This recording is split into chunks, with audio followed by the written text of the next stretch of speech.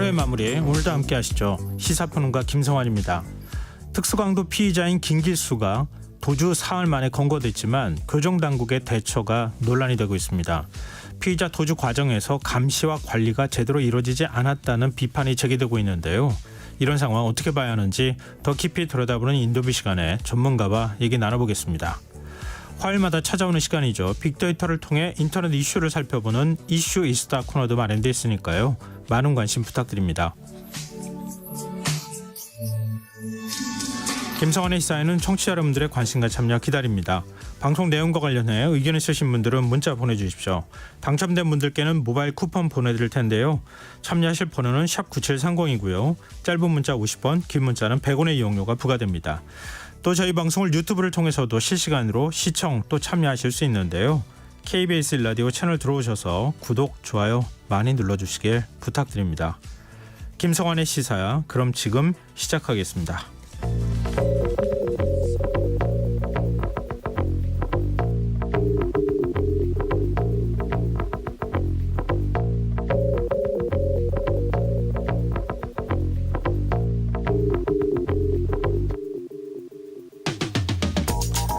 일회용품 사용 규제가 사실상 없던 일이 돼버렸습니다.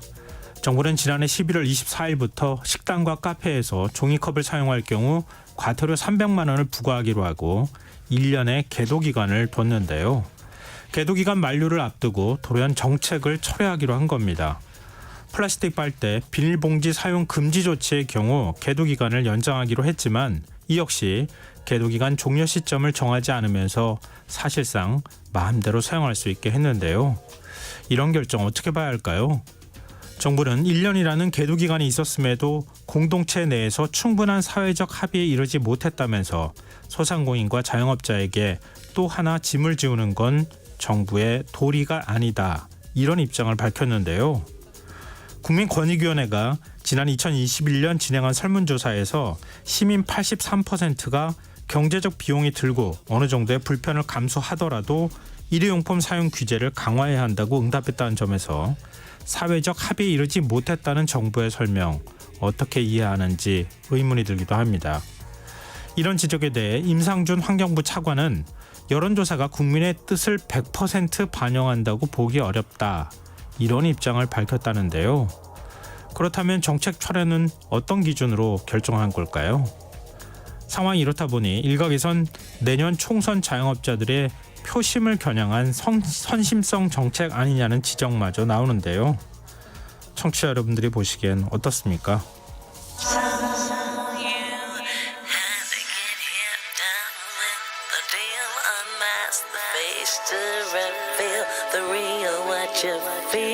You and your everyday situations, all the unnecessary complications. 오늘 밤 당신 안에 꿈틀거리는 지식 충전 본능이 깨어납니다. 여러분의 자유탐구 영역 김성환의 시사야.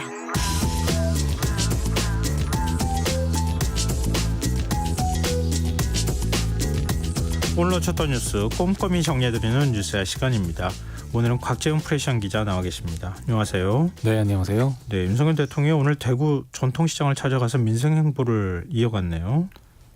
네, 윤석열 대통령 오늘 대구를 방문해서 바르게 살기 운동 전국 회원대회 행사에 참석을 했고요. 네. 이어서 대구 칠성 종합시장을 현장 방문을 했습니다.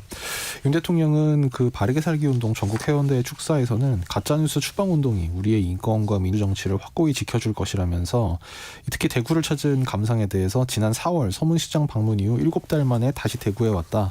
대구에 오니 힘이 난다, 이렇게 말했습니다. 윤 대통령은 또 칠성시장을 찾은 자리에서도 여기 칠성시장에 와서 여러분들을 뵈니까 아주 힘이 나고 더 열심히 일해야겠다는 각오가 생긴다고 말했습니다. 지난달 27일 경북 안동을 찾은 데 이어서 연달아 이 보수 성향이 강한 이 대구 경북 지역을 방문해서 지지층 결속에 나선 거 아니냐, 이런 풀이가 나오고 있습니다. 박근혜 전 대통령 사저 방문하기도 했다고 하는데 박정희 전 대통령 추도식 때 만난 게 며칠 안 되잖아요. 네, 그게 12일 전인데요. 오늘 윤석열 대통령이 대구 달성군 박근혜 전 대통령 사저를 방문해서 약 1시간가량 환담을 나눴습니다. 네. 특히 그러면서 박정희 대통령 시절 당시 국정 운영을 되돌아보면서 배울 점을 지금 국정에도 반영하고 있다, 뭐 이렇게 상당히 좀 그 우호적인 발언도 했는데요. 예. 윤 대통령과 박 전 대통령 회동은 그 박정희 전 대통령 사주기 추도식이 있었던 지난달 26일 이후 12일 만이고, 특히 이제 행사장 뭐 서울 이런 곳이 아니라 윤 대통령이 박 전 대통령 사저로 직접 찾아간 거는 취임 전인 지난해 4월 이후 처음입니다. 뭐 이 역시 대구 방문, 그러니까 TK 지역에 대한 연이은 방문과 마찬가지로 내년 총선 관련 포석으로 풀이가 됩니다. 뭐 보수층 결속을 노린 건 아니냐, 뭐 이런 평가입니다. 지지율이 좀 떨어졌다고 하면 윤 대통령이 대구를 방문하거나 이런 현상들이 나타나는 거 어떻게 봐야 되나 이런 생각이 드는데요. 지금 김건희 여사는 전남 순천을 또 찾았어요. 네, 윤석열 대통령 영부인인 김건희 전 코바나 컨텐츠 대표는 전라남도 순천 아랫장 전통시장을 찾아서 지역 특산물을 구매하고 상인들을 격려했다고 대통령실이 밝혔습니다. 그리고 국회 운영위에서는 대통령실에 대한 국정감사 진행하지 않았습니까? 이 자리에서도 김건희 여사 대외활동 문제가 뭐 논란이 됐다고요? 예, 뭐 일부 의원들로부터 그냥 그런 지적이 있었는데요. 네. 이제 민주당 이모경 의원이 대통령 영부인이 국정 개입을 하고 있다, 뭐 이런 취지로 주장한 데 대해서 이 김대기 대통령 비서실장은 그 여사도 활동할 건 해야 한다, 아내 역할만 한다는 건 동의를 할 수 없다면서 특히 이런 비슷한 문제 제기가 이 자리에서 너무 많이 나왔다, 이런 지적을 하기도 했습니다. 오늘 방송사 촬영 기자들하고 또 김건희 여사 만난다는 얘기가 있던데요.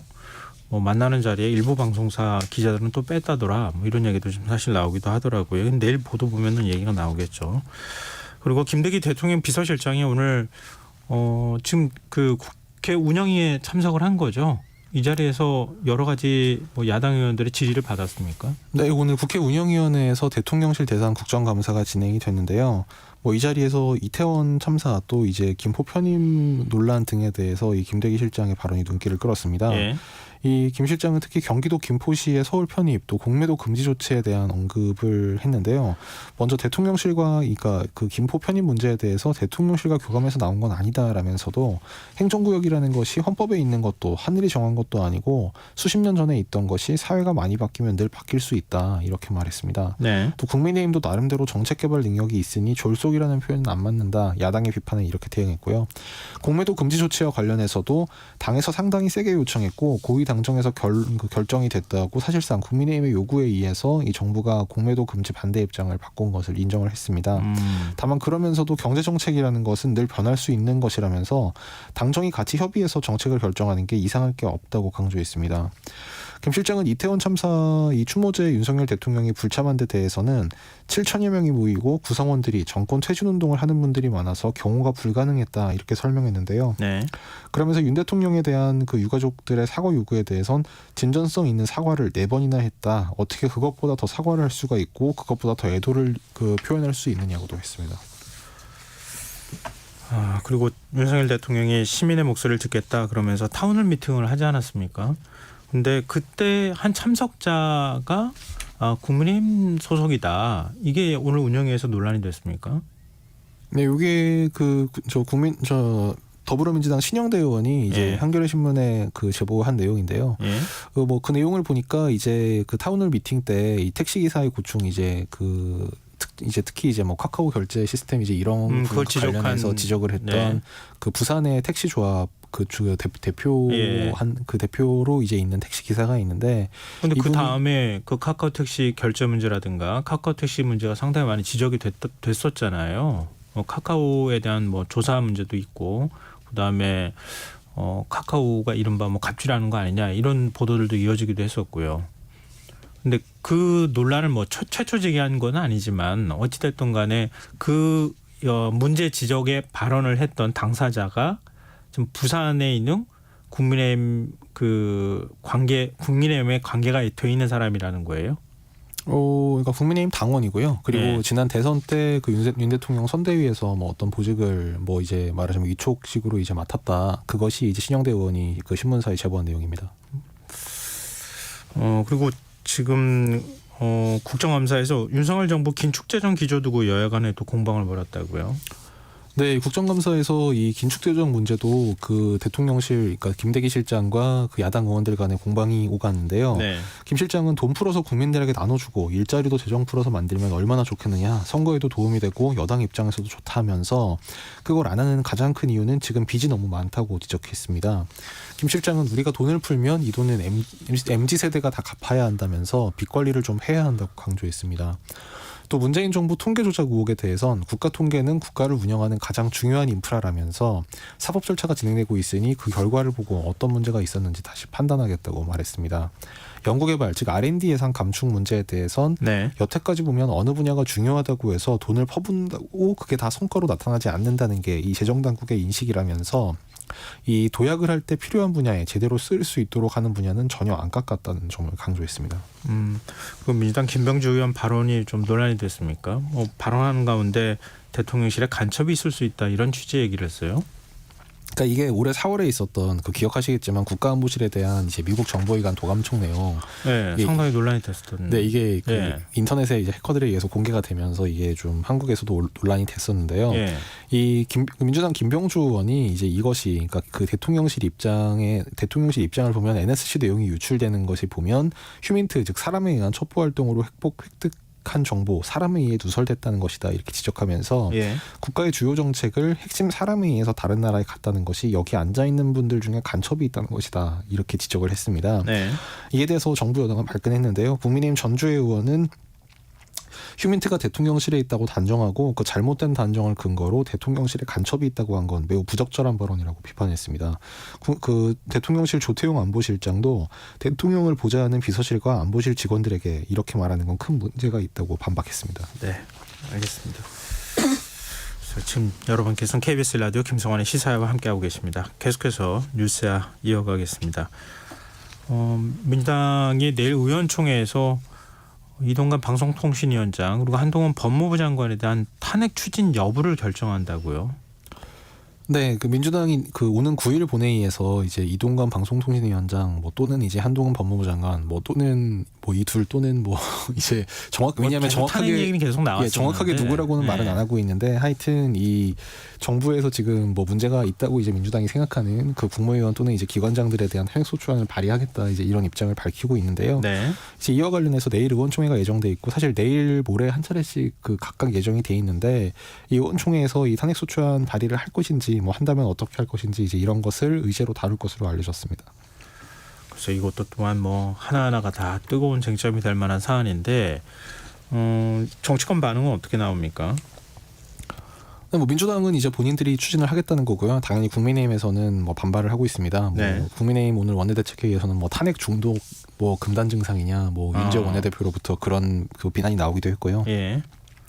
오늘 마침 그 한동훈 법무부 장관이 그 국회 예산결산특별위원회 그 비경제부처 예산 심사를 위해서 오늘 국회에 출석을 했는데 네. 기자들과 만난 자리에서 지난 1년 반 동안 민주당이 정말 쉬지 않고 저에 대한 탄핵을 이야기해 왔다면서 그 매번 말로만 겁박하지 말고 하려면 하라고 말씀드렸다. 뭐 이렇게 말하기도 했습니다.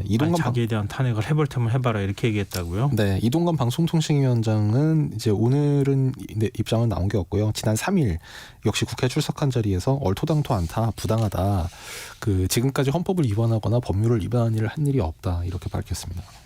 글쎄요, 뭐 당사자의 주장인데 언론단체에서는 그렇게 또 얘기하고 있지는 않은 거잖아요. 그렇죠. 예, 이건 뭐 논란이 계속 될 만한 부분인 것 같은데 한동훈 장관은 장관이잖아요. 자기에 대해서 야당이 탄핵하려고 하는 움직임이 있는데 해볼 테면 해봐라 이렇게 얘기하는 게 이게 과연 적절한 발언인지 잘 모르겠네요.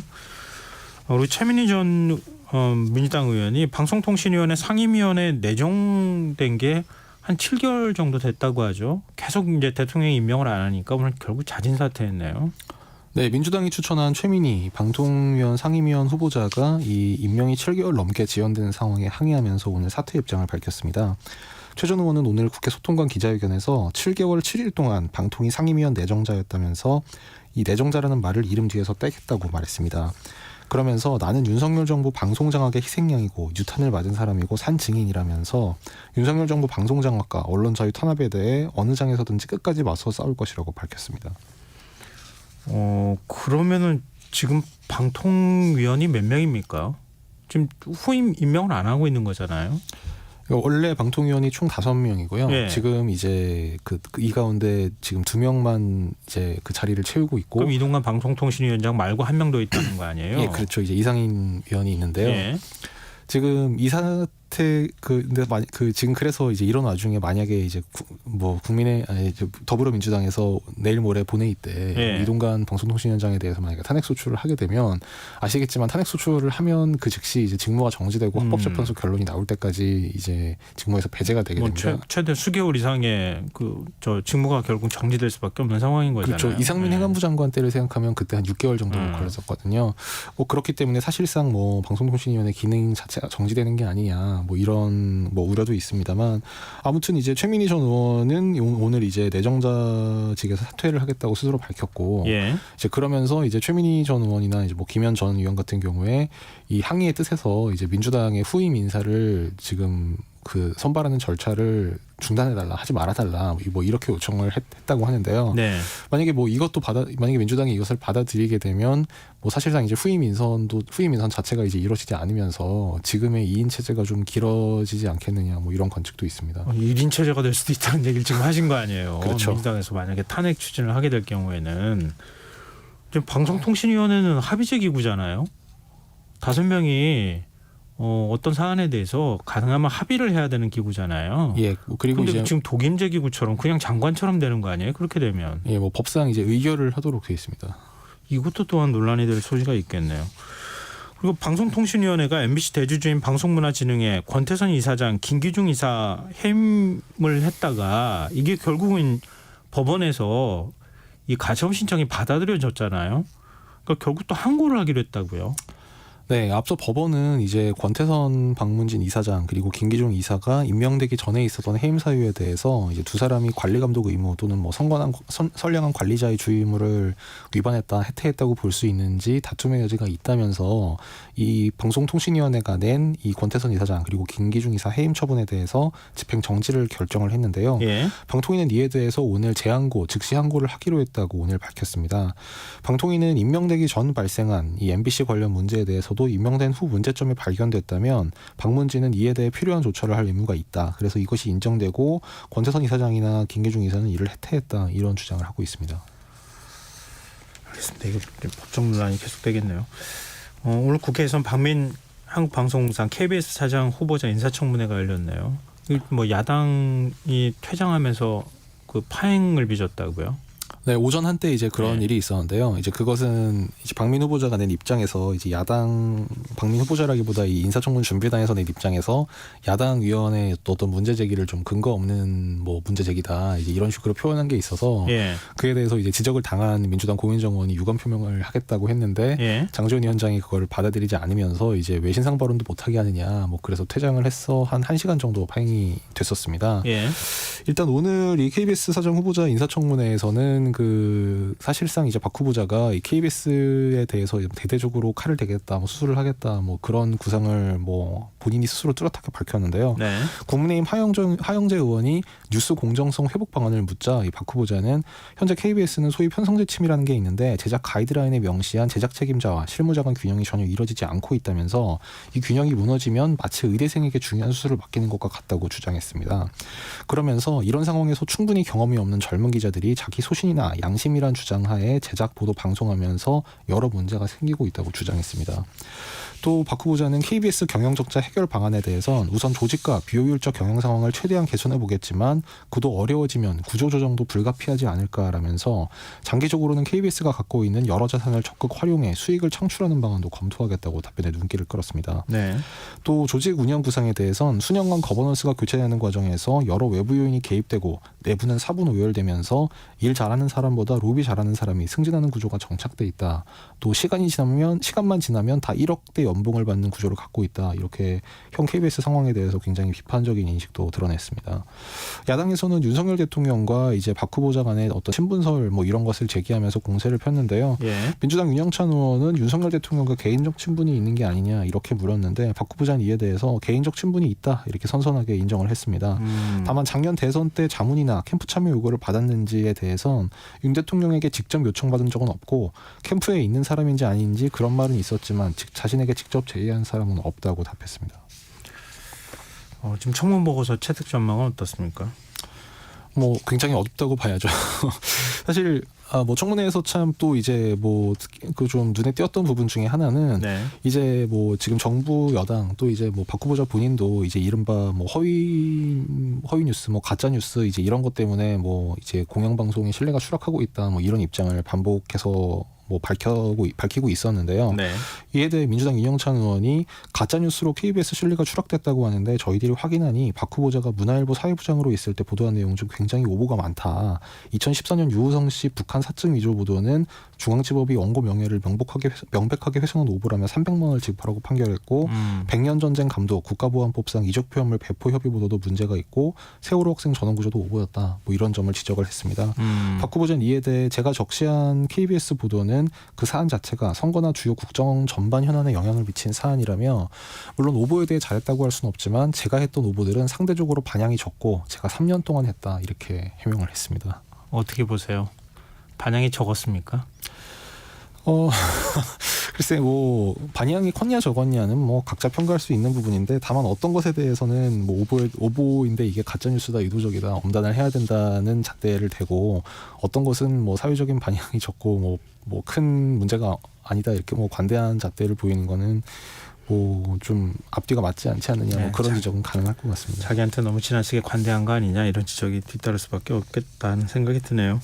이뉴한 국민의힘 혁신위원장이 김종인 전 비대위원장을 찾아갔습니까? 네, 이뉴한 혁신위원장이 오늘 김종인 전 비상대책위원장을 만나서 당 쇄신 방향 등에 대한 조언을 구했습니다. 이 위원장은 오늘 약 45분간 이 김 전 위원장을 만난 뒤에 취재진에게 민생 문제, 경제 문제에 대해 많은 조언을 받았다고 말했는데요. 특히 이제 당 혁신 작업에 대해서도 좀 조언을 들었다고 이제 이 위원장이 밝혔는데, 네. 그 김 전 위원장이 자신에게 이런 그 조언을 해줬다고 전했습니다. 처방은 참 잘했는데 환자가 그 약을 안 먹으면 어떡할 거냐. 실제로 변화를 끌어내야 한다. 김종인 위원장이 이뉴한 위원장에게 이렇게 말을 했다는 건데요. 네. 이 위원장은 이에 대해서 좋은 말씀이고 공감했고 명심하겠다고 하고 나왔다고 말했습니다. 그 환자가 약을 먹어야 한다는 이제 이 김 전 위원장 발언 의미에 대해서는 뭐 네. 누구 한 사람을 겨냥한 건 아니다. 이제 이뉴한 위원장은 이렇게 얘기했는데요. 다만 김종인 전 비대위원장은 뭐 환자 얘기를 했다는데 그게 누구를 말한 거냐? 오늘 취재진이 이렇게 묻자 국민의힘이 환자죠. 이렇게 답을 했습니다. 근데 뭐 지금 그래가지고 이뉴한 위원장이 당 지도부하고 이른바 윤핵관이라 불리는 의원들 수도권 험지 출마나 아니면 불출마 요구하고 있는 상황 아닙니까? 네. 근데 국민의힘 김기현 대표 발언이 뉘앙스가 좀 아주 묘해요.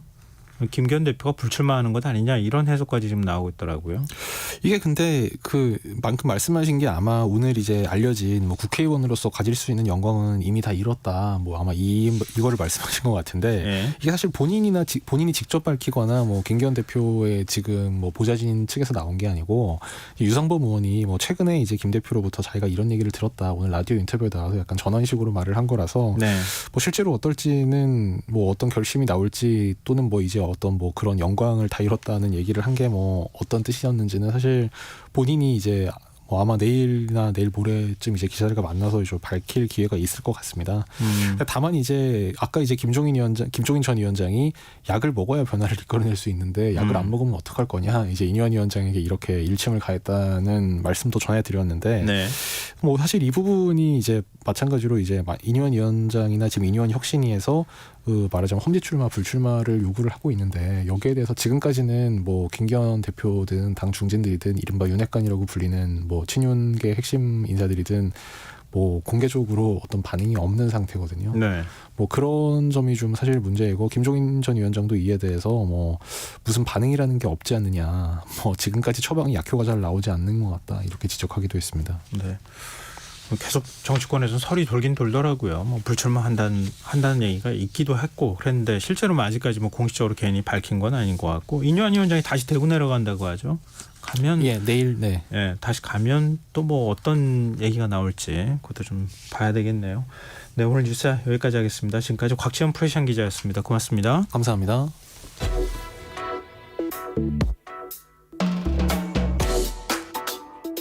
더 나은 내일을 준비하는 시간 KBS 1라디오 김성환의 시사야. 서울구치소에 수감됐다가 병원에서 치료를 받던 중에 달아난 김길수. 어젯밤 극적으로 경찰에 검거가 됐죠. 하지만 어떻게 감시망을 피해 달아날 수 있었는지 교정당국 측에 과실은 없었는지 의문이 여전한 상황인데요. 이웅혁 건국대 검찰학과 교수 연결해서 얘기 나눠보도록 하겠습니다. 교수님 안녕하십니까? 예, 안녕하십니까? 네, 이 사흘 동안 도주하던 끝에 어제 검거가 됐는데 검거하던 상황에 처음 이제 그 병원에서 달아났을 때 그때 택시를 타고 가서 의정부에서 택시비를 받았다고 하는 여성한테 또 전화를 하다가 지금 검거가 됐다 이런 얘기가 들려요. 그 과정이 어떻게 된 겁니까? 네, 그 약 63시간 동안 뭐 여러 가지 도주의 노력을 좀 지능적으로 했죠. 예. 이를테면 지하 상가에 노숙을 하기도 하고 또 주차장에 은신하고요. 예. 숙박시설에서는 묵지 않았던 것 같습니다. 그리고 당일날도 자신의 얼굴을 좀 가리기 위한 여러 가지 노력들, 뭐 그날 또 비가 오긴 했습니다만 뭐 우산도 가리고 또 마스크로 가리기도 하고 또 그동안에 그 3번에 걸쳐서 옷도 많이 이렇게 갈아입었었는데 네. 잠깐 설명하신 바와 같이 그 당일날 이 여자친구로 아마 알려져 있는 것 같은데요. 그 여자 지인에게 전화를 한 것이 결국은 결정적인 검거의 빌미를 준 셈인데요. 왜냐하면 이 여성과 이 여자 경찰관이 일정한 신뢰 관계를 형성을 해서 어떻게 보면 경찰 입장에서는 감시 아닌 사실상 뭐 감시를 한 것이 아닌가 생각이 되고요. 예. 어쨌든 그 수사에 협조를 요구하는 그런 얘기를 많이 했던 것이 아닌가 생각이 드는데 그날 바로 그 옆에 여자 경찰관이 있었고 예. 그 전화가 결국은 오게 되었는데 이 상황을 이 여자 경찰관이 바로 이제 파악을 해서 결국은 이 전화 통신 나름대로의 그 위치 추적을 해서 예. 그 의정부 공중전화라고 하는 것을 파악을 해서 바로 의정부 강력반에 알리게 되었던 것입니다. 그래서 이 10분 만에 그 지점에 접근을 했던 강력반 형사 팀들이 바로 김길수라고 하는 것을 확인을 하고 검거를 시도를 했죠. 그런데 이 검거하는 과정도 그렇게 눅눅지는 않았던 것 같습니다. 네. 아주 그 극렬한 저항을 하고요. 그래서 결국은 이 검거가 이루어지게 되었었는데요. 다만 여기서 또 하나 중요한 점이 이 상황을 김길수가 사실은 예상을 전혀 못했던 것은 아닌 것 같습니다. 지금 조금 세세한 취재 등을 이렇게 지금 나오고 있는 것을 봤더니 네. 여성의 휴대전화에 직접 전화를 했던 것은 아닌 것 같고 예. 그 여성이 일하는 가게로 전화를 해서 바꿔달라고 하는 이런 형태였던 것 같습니다. 그런데 어쨌든 지금 일반 031이라고 하는 일반 전화번호가 떠서 어쨌든 경찰에게 판단을 정확히 해서 검거가 이루어진 상황인 것이죠. 지금 이해가 잘 안 되는 게요. 처음 도주했을 때 그때 가서 택시비도 받고 했다는 거를 그 언론 보도를 통해 가지고 자기도 알았을 거 아니에요.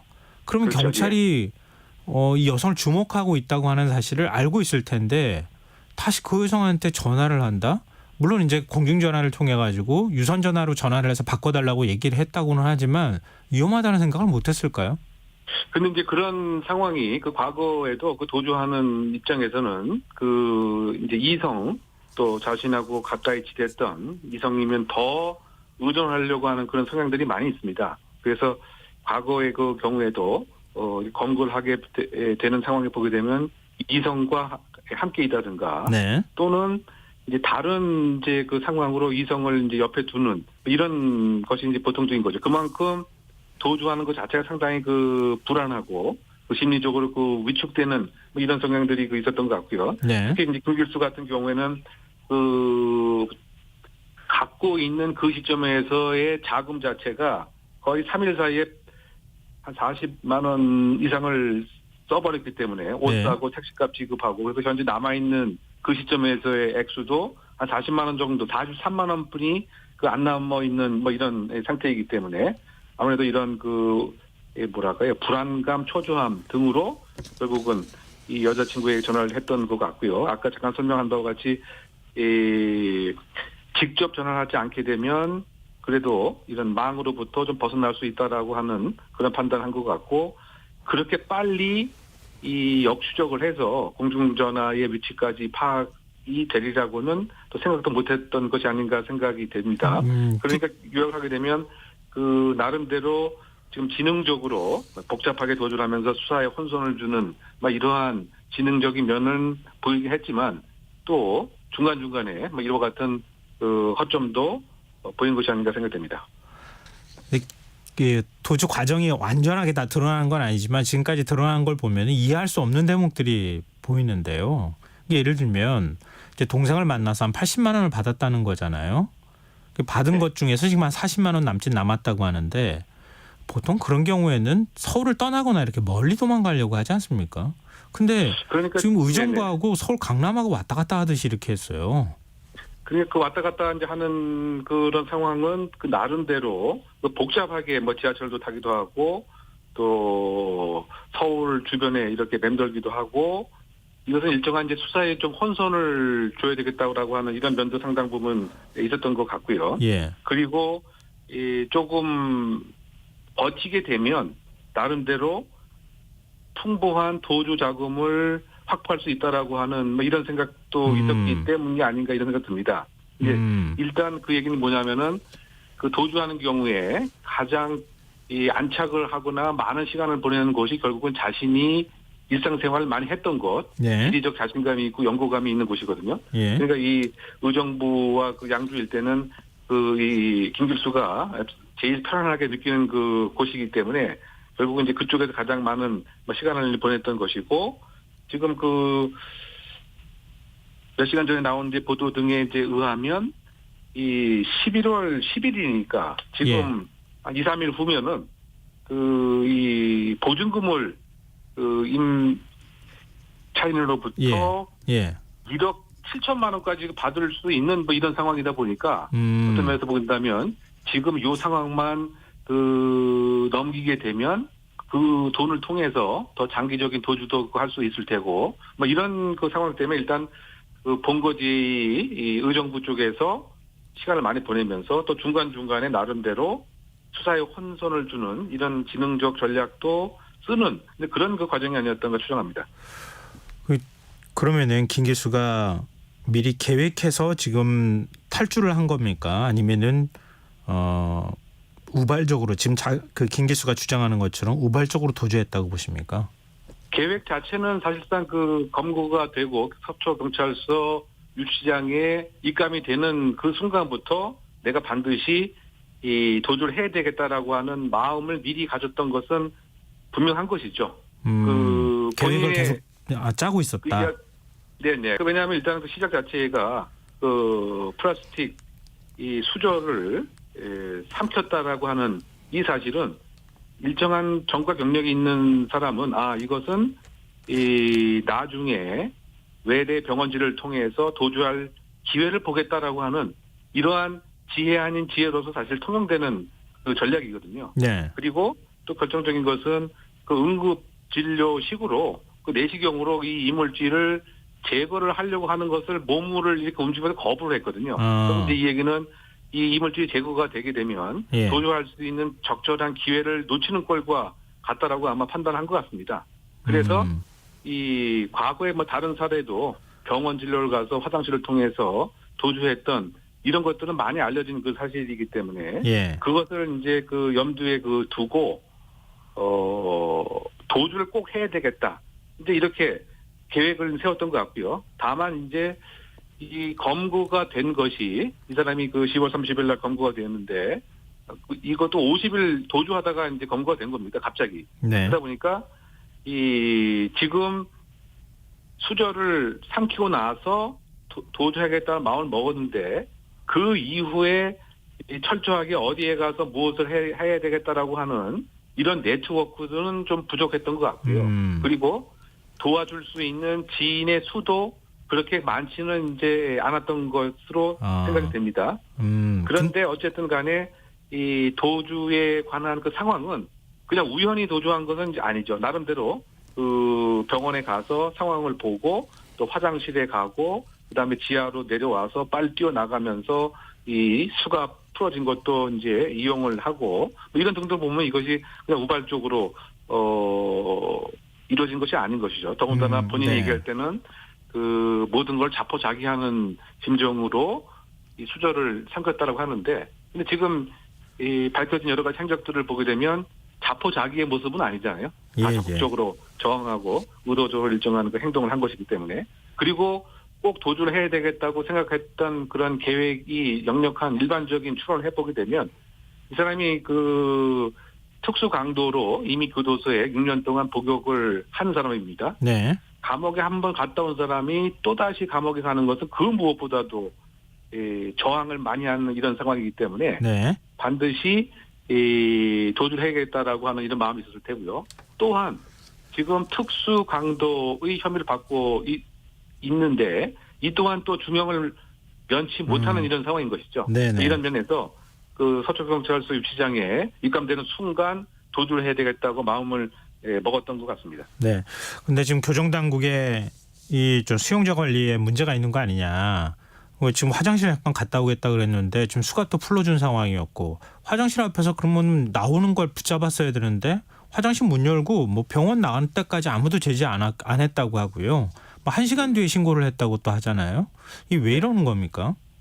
결국은 이제 그 법무부 교정본부의 개호의 실패다라고 일단 지금 상황을 요약할 수가 있고요. 예. 지금 여러 가지 그 매뉴얼과 이 관계 그 시행 규칙에 의하면 이 소위 말해서 그 보호 장비 같은 것을 의료 시술을 받을 때도 한쪽은 착용을 하도록 됨이 사실 또 원칙이고, 예. 설령 그 화장실 같은 경우에 용변 등의 목적으로 이렇게 가는 경우에도 그 출입구에 대한 확인도 해야 되는 것이고요.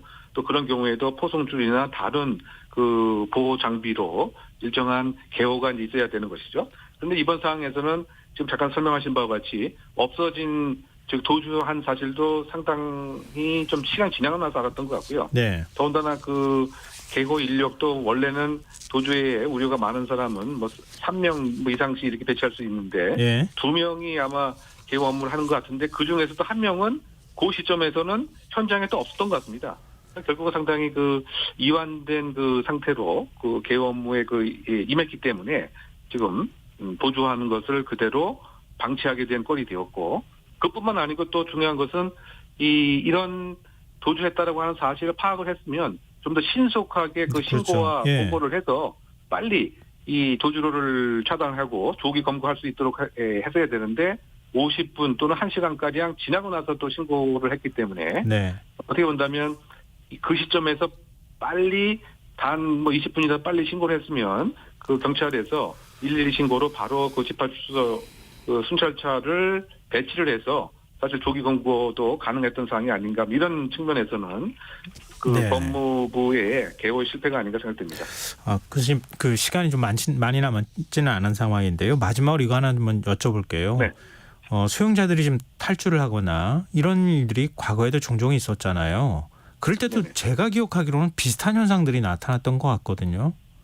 어디에 문제가 있는 겁니까? 근본적으로 인원이 부족한 겁니까? 아니면은 네. 느슨한 겁니까? 긴장감이 없이. 일단은 상당히 그 교정 행정 자체가 사실 지금 과거의 그 패러다임에 묻혀져 있는 것이 아닌가 일단 그런 근본적인 문제를 좀 지적을 해야 될 것 같고요. 예. 그리고 이 교정의 업무 자체의 가장 기초인 개호 그 자체도 지금 이 활용되고 있는 매뉴얼도 제대로 충분히 다 활용을 하고 있지 않다고 하는 이런 점이죠. 그러면은 결국은 상당히 그 수동적으로 이완되어 있는 근무 태도를 하는 것이 아닌가 이런 점을 이제 꼽을 수 있을 것 같고요. 네. 또 어떤 측면에서 보다면 근본적으로 이와 같은 이제 그 진료 및 치료를 시설 내에서 할 수 있도록 이런 좀 선진화된 패러다임으로 좀 바꿀 필요가 있지 않는가 이런 생각도 해보고요. 네네. 또 그리고 알겠습니다. 수감자가 이렇게 그 도주하는 것을 대비해서 일정한 비상 계획을 경찰과 평상시에 뭐 협업을 한다든가 뭐 이런 것에 대한 이 만에 하나 있을 수 있는 보안에 대한 이런 관심 자체가 상당히 좀 부족한 것이 아닌가 이런 생각이 듭니다. 네, 알겠습니다. 지금 법무부 교정본부에서 뭐 여러 가지 새로운 뭐 정책들이 나오기는 합니다만 그러한 것 못지않게 여기 새로운 정책이라고 하는 것은 그 뭐랄까요? 지금 뭐 사형제 가석방 없는 종신형, 그다음에 그 한국형 제시가법 뭐 이런 것 못지않게 가장 기본이 되는 그 개호의 그 기초가 되는 또 범죄자의 재활과 관련된 이런 것에 대한 근본적인 좀 관심을 좀 가질 필요가 있지 않는가 이렇게 생각됩니다. 이렇게 하게 네, 되면 알겠습니다. 좀 네. 선진 그 교정행정의 패러다임이 좀 시급하다라고 생각됩니다. 네, 알겠습니다. 해결해야 할 일이 굉장히 많은 것 같습니다. 지금까지 이웅혁 건국대 경찰학과 교수였습니다. 고맙습니다. 네네.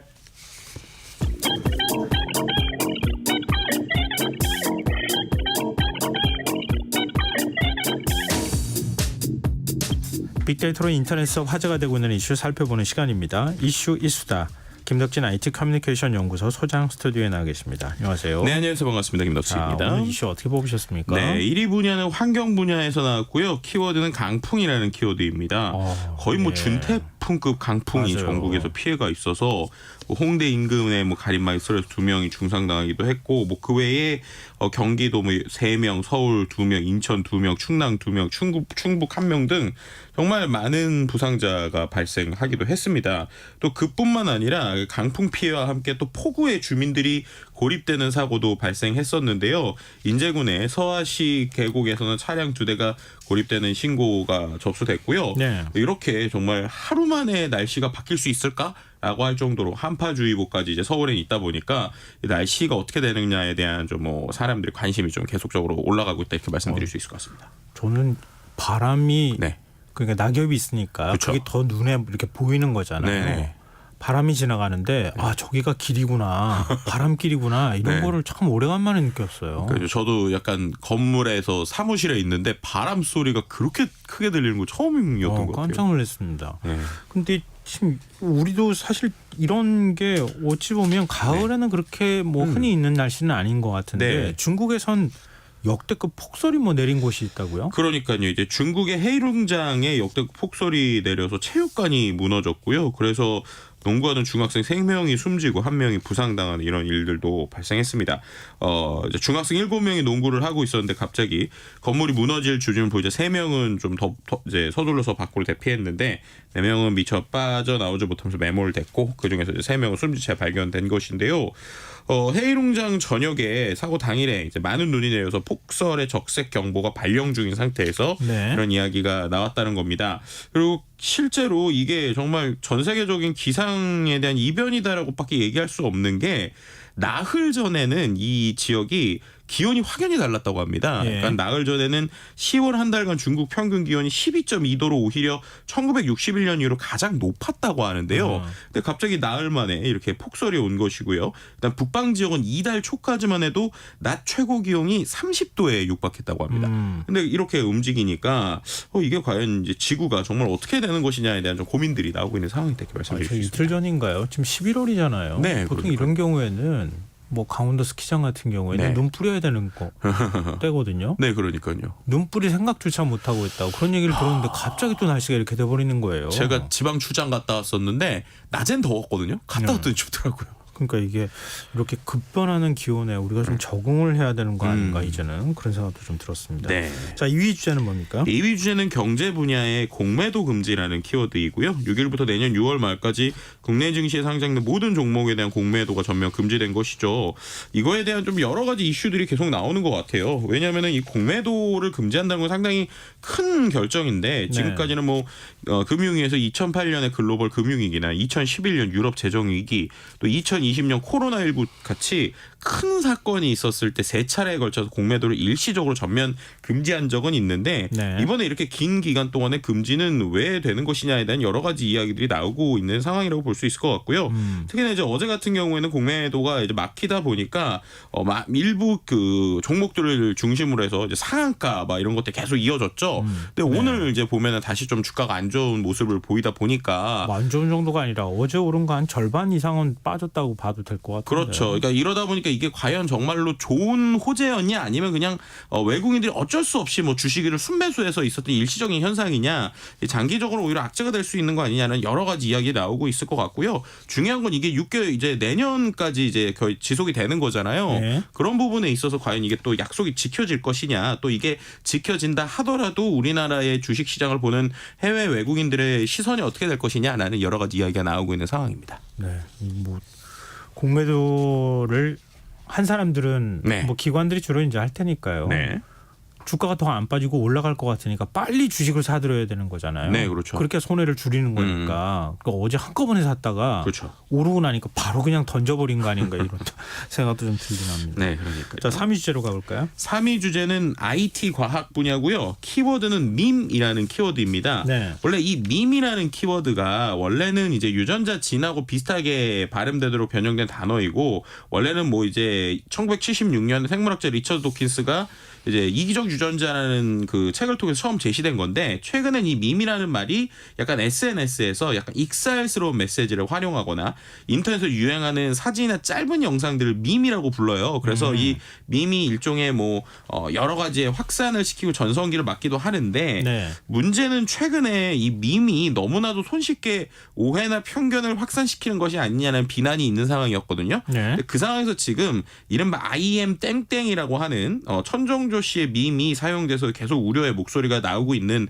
부분입니다. 예. 이게 이른바 이제 좀 재미의 요소로서 많이 활용이 되고는 있는데 근데 결국은 이게 좀 한두 곳에 그냥 재미가 아니라 뭐 심지어 뭐 예능계, 증권가 뭐 여러 곳들에서 계속 이 밈이 쓰이다 보니까 이렇게 쓰는 게 맞냐라는 얘기들이 이제 좀 나오는 것 같아요.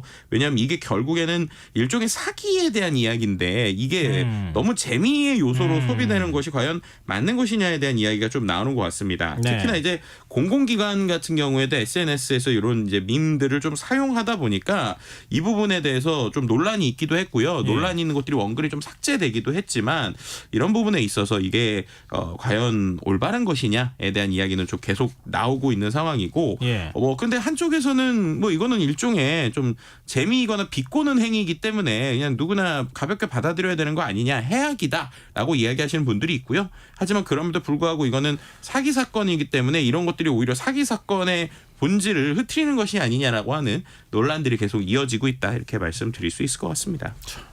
근데 소식 자체가 참 이해가 잘 안 되는 아직도 이해가 잘 안 되는 소식이어서 말이죠. 그러니까요. 그래서인지 네. 이제 많은 사람들이 이거 어쨌든 올해의 가장 좀 씁쓸하지만 올해의 가장 인상 깊은 키워드로 남을 것이 아니냐 뭐 이런 식의 이야기도 좀 나오고 있는 상황이죠. 네.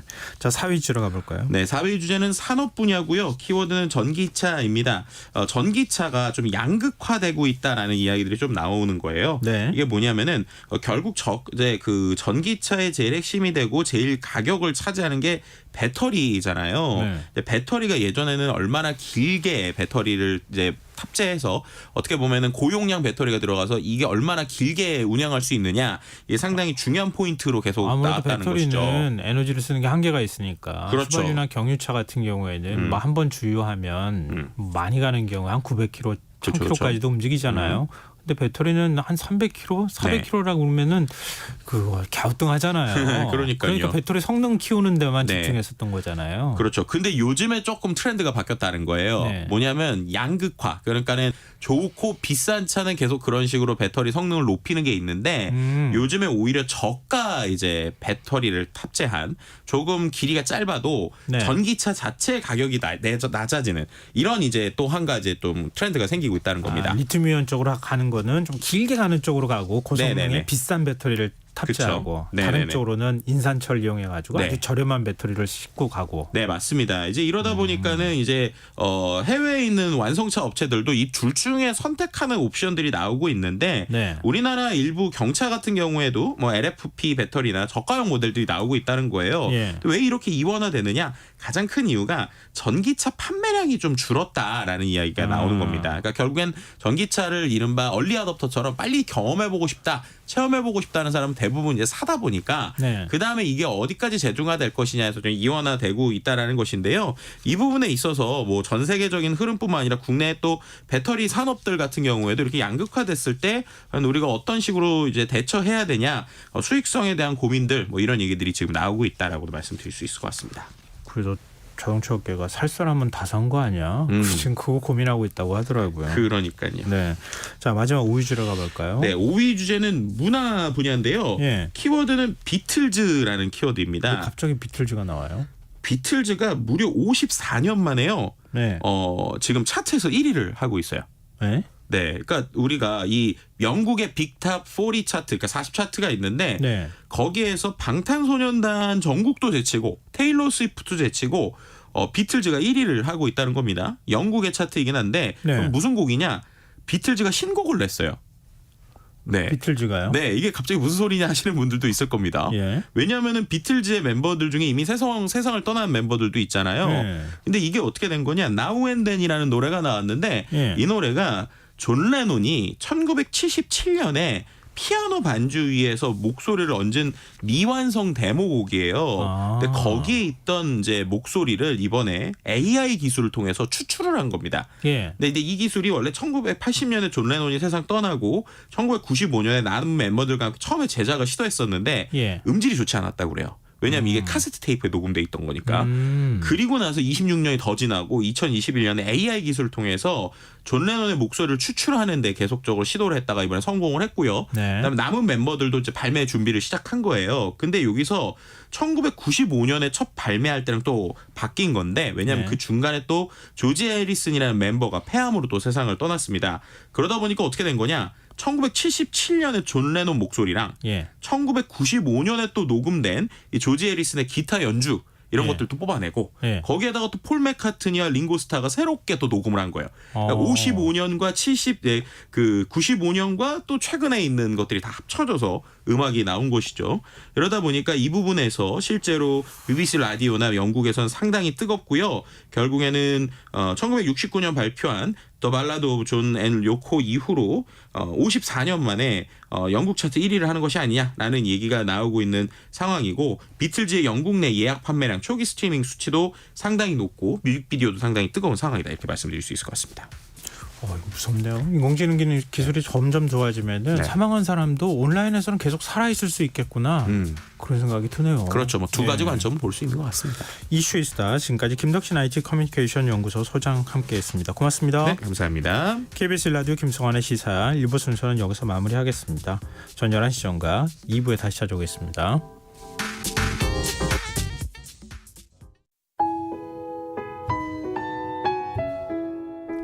청취자 여러분, 위기 가정을 찾아주세요. 어려운 경제 상황 속에서 긴급한 경제적 지원이 필요한데도 복지 사각지대에 놓여 있어 아무런 지원도 받지 못하고 극한 상황으로 내몰리고 있는 위기 가정이 늘고 있습니다. KBS 강태원 복지재단에서는 사회 안전망에서 벗어나 위기에 처해 있는 가정을 발굴해 긴급 지원하는 사업을 진행합니다. 여러분 주위에 스스로의 힘만으로는 도저히 일어설 수 없는 힘든 이웃이 혹시 있는지 찾아봐 주세요. 우리 사회의 건강한 구성원으로 신속히 복귀할 수 있도록 KBS 강태원 복지재단이 작은 힘을 보태겠습니다. 여러분의 제보 전화를 기다립니다. KBS 강태원 복지재단 제보 전화 1533-0900, 1533-0900입니다.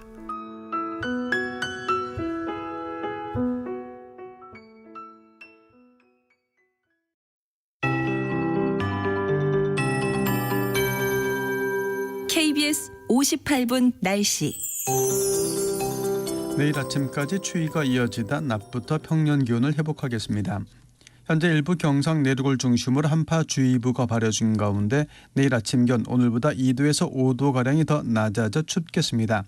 새벽부터 아침 사이 내륙 지방에는 서리가 내린 곳이 많겠고 중부 내륙과 영남 내륙에는 기온이 영하로 떨어지면서 얼음이 온 곳도 있겠습니다. 농작물 관리에 각별히 유의하시기 바랍니다. 내일 고기압의 영향을 받겠습니다. 전국적으로 가끔 구름 많이 끼겠습니다. 모레는 비가 내리겠습니다. 중서부지방 오후부터 밤사이, 남부지방 늦은 오후부터 글피 오전까지 비가 오겠습니다. 모레 강수량 5mm 내외, 제주도와 서해 5도 5에서 20mm입니다. 비가 그친 이후 이번 주말 기온이 더 떨어질 것으로 전망됩니다. 내일 아침 최저기온 철원 영하 3도, 제천 거창 장수 영하 2도까지 낮아지겠습니다. 새벽부터 아침 사이 내륙지방 중심으로 안개 낀 곳이 있겠고 도로에서는 살얼음이 나타난 곳도 있겠습니다. 교통안전에 각별히 유의하시기 바랍니다. 낮 기온은 서울 14도, 광주, 대구 18도가 예상입니다. 서울지방 현재 기온 4.3도, 습도 70%입니다. KBS 58분 날씨 전건배입니다.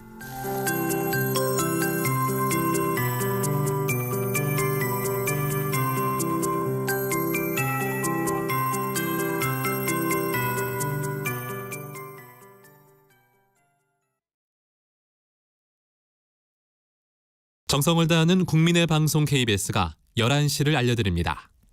AM 711kHz, FM 97.3MHz KBS 1라디오입니다. HLKA.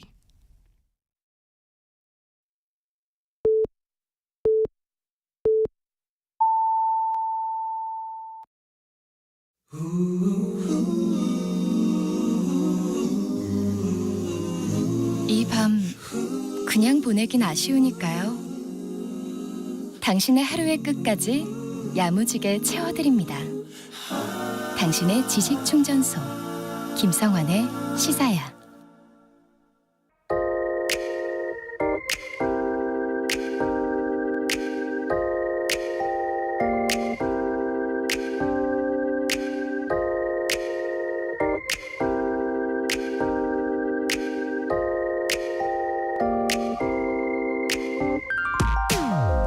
지난 추석 직전 정부가 추석 연휴와 개천절 사이에 끼어있는 10월 2일 월요일을 대체 공휴일로 지정하면서 황금 연휴 엿새가 생겼죠. 해외로 떠나는 여행객이 크게 늘어나면서 인천공항이 북새통을 이룰 정도였습니다. 그러나 이런 가운데에서도 연휴를 온전히 쉬지 못하고 일하던 사람들이 있었습니다. 바로 사회 필수 노동자들입니다. 필수라는 수식어가 말해주듯 이들은 우리 사회가 유지되는데 반드시 필요한 역할을 하고 있지만 그에 걸맞은 대우를 받지 못하는 게 현실입니다. 그런데 오늘 귀가 쫑긋해지는 소식을 접했습니다. 서울 성동구가 이런 필수 노동자들에게 수당을 지급하기로 했다는 거였습니다. 성동구는 이미 코로나19 사태가 한창이던 2020년 전국 최초로 필수 노동자 보험 및 지원 조례를 제정한 바 있습니다. 이때부터 3년여 동안 지역의 필수 노동자들에게 마스크, 자가진단 키트 등 방역용품을 지급하고 예방접종과 심리 상담까지 지원해왔습니다. 그러던 올해 초 아시다시피 코로나19 일상회복 단계가 시작되면서 상황이 많이 바뀌었는데요. 하지만 성동구는 여기서 멈추지 않았습니다. 사회 기능이 안정적으로 작동하려면 재난 시기뿐만 아니라 평상시에도 대비가 필요하다고 판단하고 필수 노동자의 처우를 조사하기로 한 겁니다. 돌봄, 보육, 공동주택 관리, 마을버스 운수 분야 등 지역의 전체 필수 노동자 6,478명을 전수조사했더니 평균 임금은 월 202만 원으로 최저임금 수준이었고 대부분 직종이 표준임금 체계가 없고 직종별 임금 격차도 큰 것으로 나타났다고 합니다. 그러자 성동구는 우선 표준임금 체계가 없는 직종에 대해 연차별 기본급, 수당 등 임금 체계를 담은 가이드라인을 제시하기로 했고요. 평균 임금이 낮지만 공공서비스 성격이 큰 약 2,340명에게는 내년부터 수당을 지급하기로 했다고 합니다. 이렇게 마을버스 기사는 월 30만 원, 요양보호사와 장애인 활동 지원사는 연 20만 원을 우선 지원하고요. 준비기간을 거쳐 차차 생활임금을 적용하기로 목표를 세웠다고 합니다. 성동구의 필수 노동자 지원 대책 들으시니 어떠신가요? 감염병 사태의 교훈을 잊지 않고 차근차근 준비하는 모습, 또 사회 필수 노동자의 가치를 평가하는 구청 측의 태도, 정부와 정치권도 좀 배워야 하지 않을까요? 지금까지 오늘의 발견이었습니다. 당신의 나라엔 어둠이 내려도 조금도 무섭지 않네요. 작은 별들 모두 이곳으로 와 우릴 밝혀주죠. 당신의 세상에는 전둥이 쳐도 하나도 겁나지 않네요. 아름들이 나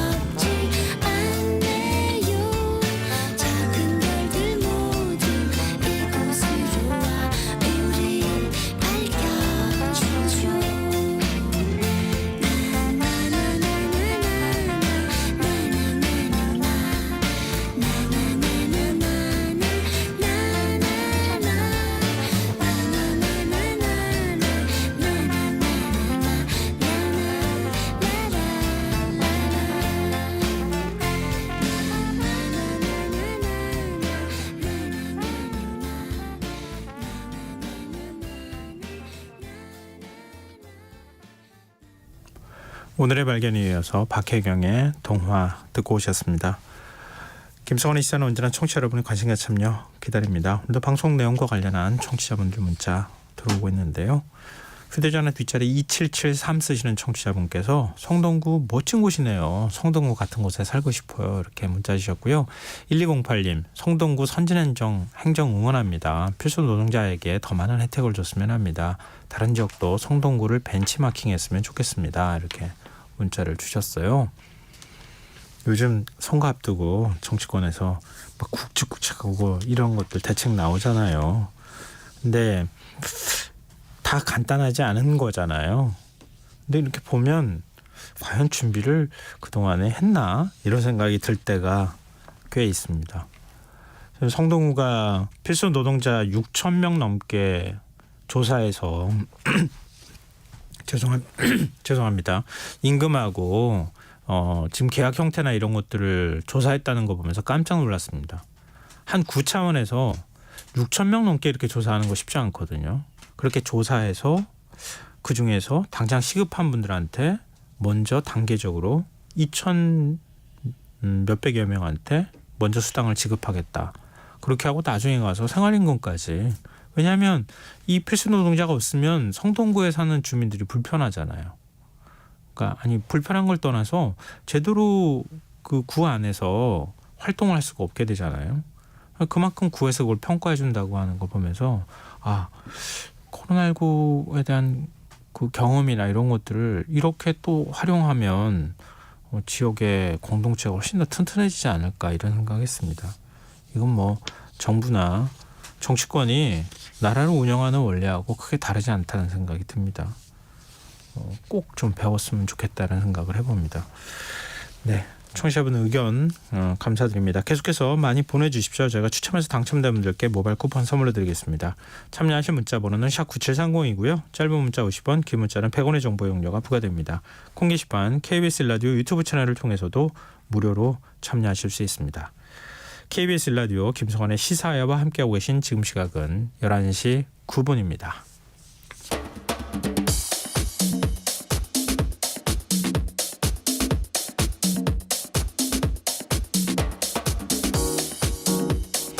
오늘 일어난 세상 곳곳의 소식들 당일 배송으로 전해드립니다. 밤참 뉴스 이현경 뉴스캐스터 오늘도 함께하겠습니다. 안녕하세요. 네, 안녕하십니까. 네, 이스라엘과 팔레스타인 무장정파 하마스가 전쟁을 벌인 지 어느덧 한 달이 됐는데요. 예.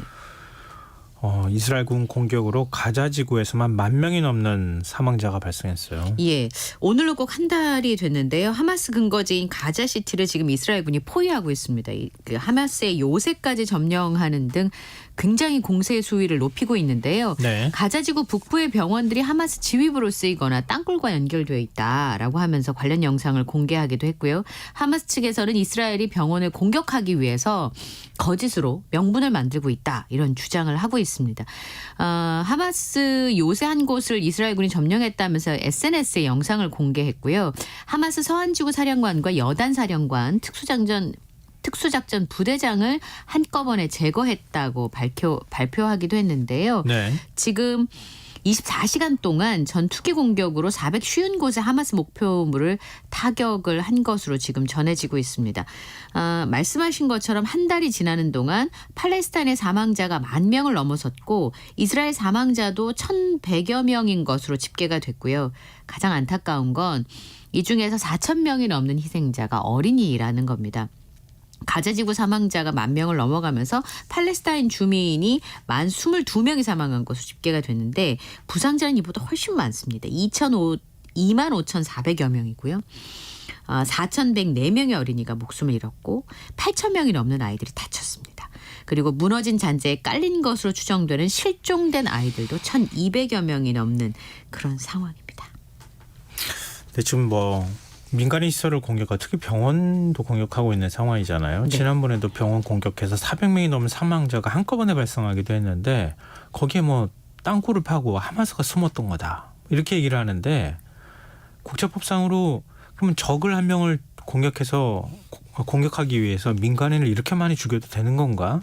이거 명백한 국제법 위반이라고 하잖아요. 네. 예를 들면 누군가가 뭐 한 도시를 공격할 때 거기 시가전을 펼친다면 군인도 섞일 수밖에 없는 거잖아요. 그렇죠. 완전히 대피하기 어렵다고 네. 하면 민간인을 막 죽여도 되는가? 여기에 대한 국제적인 여론이 별로 좋지 않아요. 네. 우선은 아우토니 쿠테스 유엔 사무총장이 뉴욕 유엔 본부에서 열린 기자회견에서 팔레스타인 가자 지구가 어린이들 무덤이 되고 있다라고 주장을 했습니다. 사실 지금 너무 많은 어린이들이 희생되고 있기 때문인데요. 가자는 어린이들의 묘지가 되고 있습니다. 우리는 이 잔인하고 끔찍하고 괴로운 파괴의 막다른 골목에서 벗어나기 위해서 지금 행동해야 합니다. 라고 얘기를 했는데요. 이스라엘과 팔레스타인의 무장단체 하마스의 휴전을 촉구하고 있습니다. 그리고 지금 주변 국가에서도 변화가 좀 보이는 것으로 볼 수 있는데요. 알렉산드르 더크로 벨기에 총리가 오늘날 우리가 가자 지구에서 목도한 것은 더는 비례적이지 않다. 그러니까 물론 시작은 하마스에서 했지만 네. 이스라엘의 공격이 지나치다라고 하는 국제사회 비판이 나오고 있는 겁니다. 뭐 우리도 그렇잖아요. 군에 누군가 공격하면 뭐 4배로 보복하겠다, 네. 뭐 응징하겠다 이런 얘기를 하잖아요. 네. 처음에 이스라엘 민간이 한 4,000명이 넘게 숨졌다 이렇게 얘기 나오잖아요. 네, 네. 그럼 거기에 비례해서 그만큼 응징하려고 하면 그 정도 공격하면 됐지. 거의 다 숨지게 할 정도 할 기세로 이렇게 공격해도 되는가 이런 지적이라는 거잖아요. 네. 노르웨이에서도 이스라엘의 가자 지구 공격이 비례성이 어긋나고 국제법 위반일 수 있다 이런 지적이 나오고 있는데요.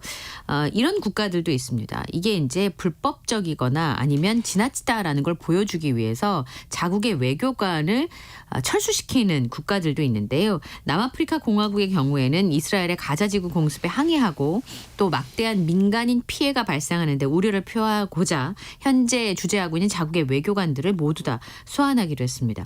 그리고 차도 외교부의 경우에는 이스라엘 주재 자국 대사를 소환했다고 밝혔고요. 중동과 아랍권에서는 아예 이스라엘과 관계 정상화를 했던 국가들이 그냥 관계를 단절하기를 요구하고 있습니다. 알자지라 방송은 바레인 의회가 이스라엘과의 외교 관계 단절을 요구하고 있다고 보도했고요. 에르도리안 튀르키예 대통령도 네타냐후 이스라엘 총리를 비난하면서 그를 전쟁 범죄를 제소하겠다라고 말했습니다. 지금 미국의 입장을 좀 살펴볼 필요가 미국 입장이 있는데요. 제일 중요하잖아요. 미국 압력 때문인지 이스라엘 네타냐후 총리가 구호물자 전달을 위해서 소규모의 전술 중지를 검토할 수 있다 이렇게 말을 했습니다. 얼핏 보면 미국이 일시적으로나마 휴전을 요구하고 있는 것을 받아들였다 이렇게 볼 수도 있을 텐데 근데 사실 자세히 생각해 보면 그렇지도 않다 그럽니다.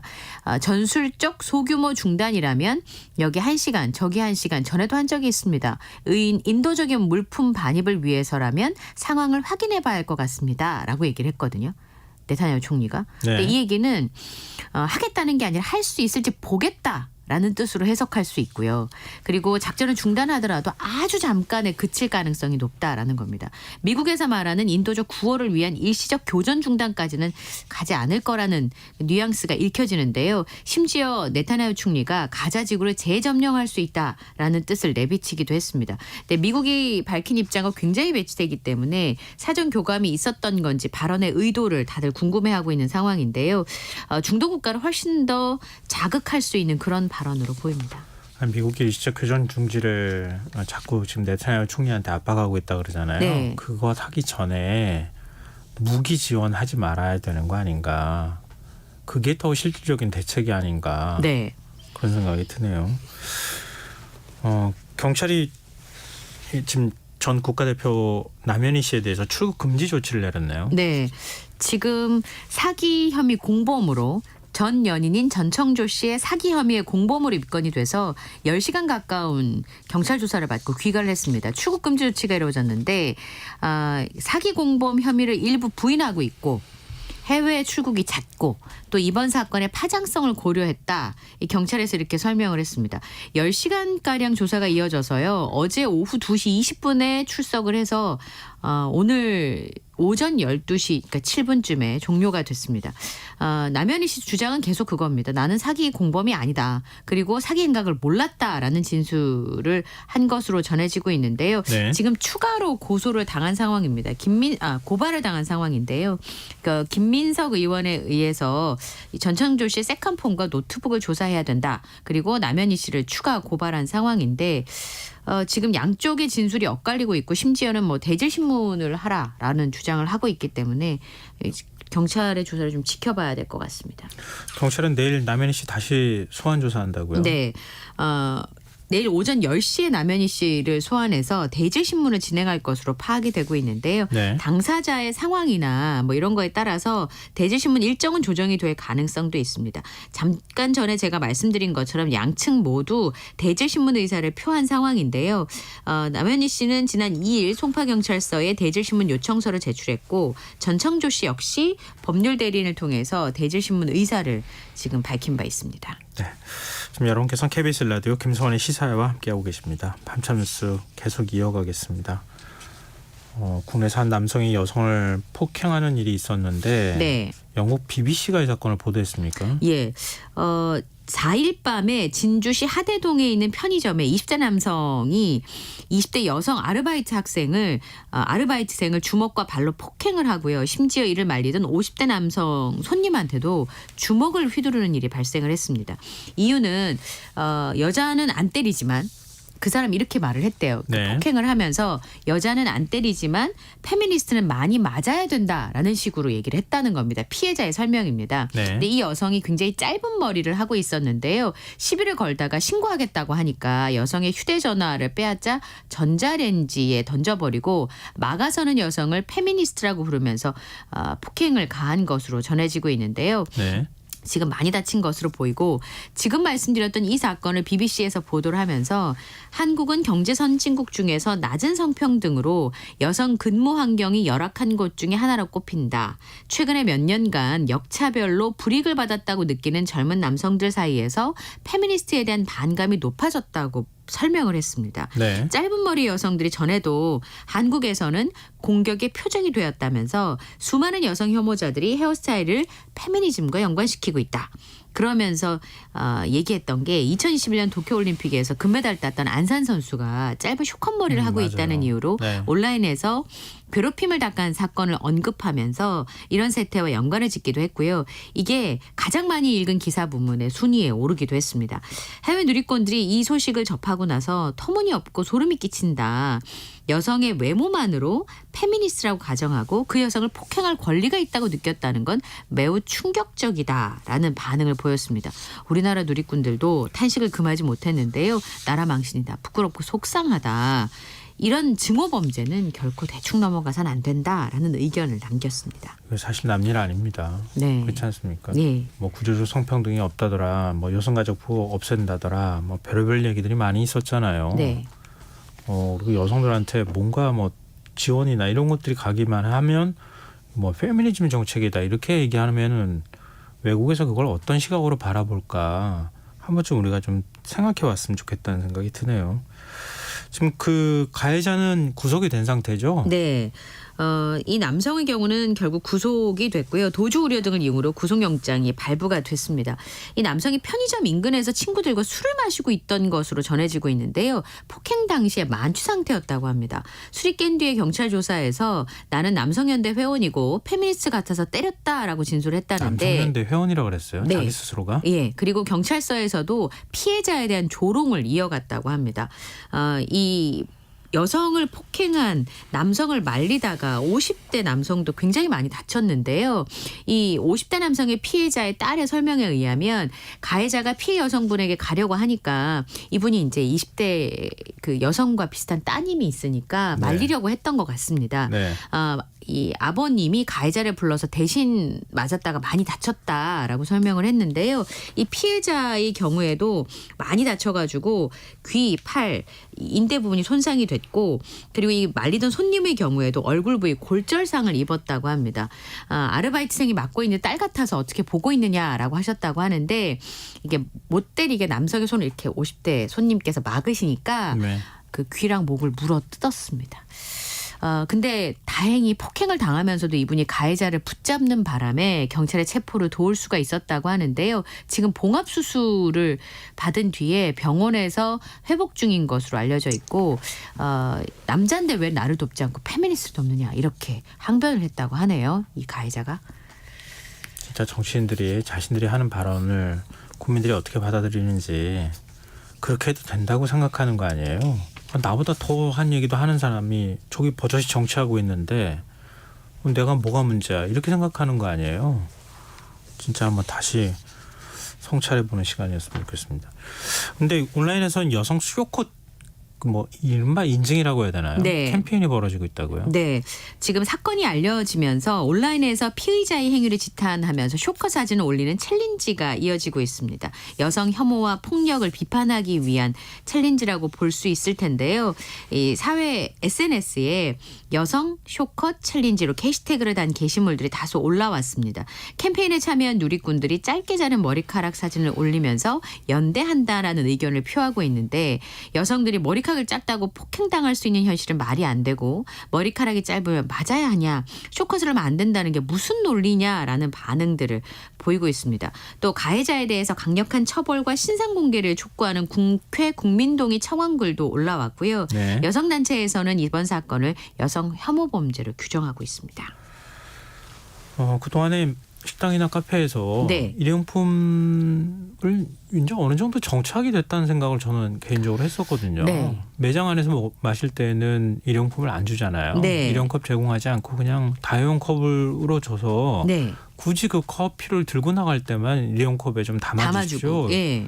이게 거의 당연한 일처럼 받아들였는데 이건 거의 정책이 없애겠다는 정부 발표가 나왔어요. 음식점 같은 곳에서 일회용품을 사용하면 2주 뒤부터는 말씀하신 것처럼 과태료가 부과될 예정이었습니다. 그런데 정부가 계도기간 종료를 코앞에 두고 사실상 규제를 철회한 건데요. 이미 사실 종이빨대 같은 경우를 많이 사놓은 경우들도 있고 또는 종이빨대를 싫어하셔서 다시 플라스틱 빨대로 바꾸는 자영업자들도 있습니다. 그런데 계도기간이 끝나서 이제 규제를 해야 되는 상황인데 네. 규제 방안을 사실상 철회했습니다. 이유는 해당 일회용품 규제가 사업자들에게 부담이 되기 때문이다라는 설명인데요. 예. 그동안 사용을 금지했던 플라스틱 빨대는 계도기간이 사실상 무기한 연장이 됐습니다. 그리고 기존의 사용금지 품목이었던 종이컵도 사용 제한 대상에서 빠졌어요.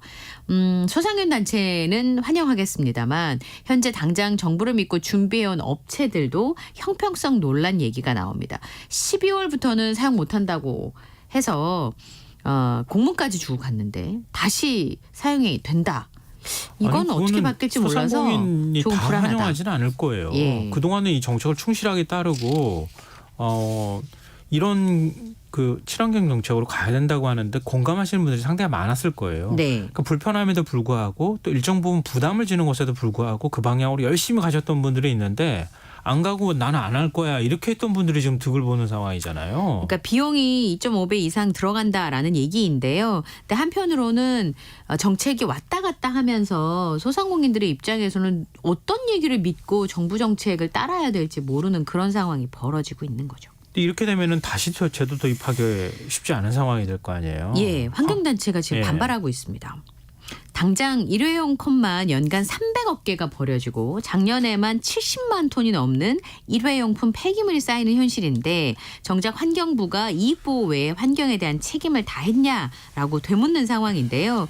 환경단체의 설명은 2021년 7월부터 유럽연합의 경우에는 회원국 내에서 일회용 플라스틱 사용을 금지하고 있다는 거죠. 그리고 사용 제한 대상 품목에서 종이컵을 제외한 것도 그게 종이냐 플라스틱이냐의 문제가 아니라 한 번 쓰고 버려지는 물품이기 때문에 이런 부분들을 줄여달라는 거였는데 네. 실제로 연도별로 보면 2018년에 다회용 컵 사용 비율이 44.3%였는데 2018년에 매장 내 일회용 컵 사용 규제가 적용이 된 다음에는 예. 이 다회용 컵 사용 비율이 93.9%까지 올라갔다는 거예요. 네. 그 말은 자율 감량보다는 사용 규제라는 제도가 현재 일회용품을 줄이는 데 효과가 있다. 이렇게 증명됐다고 확인할 수 있다. 네. 그런데 이거를 이렇게 하지 않으면 앞으로 이제 벌어질 일들에 대해서 걱정이 될 수밖에 없는 거예요.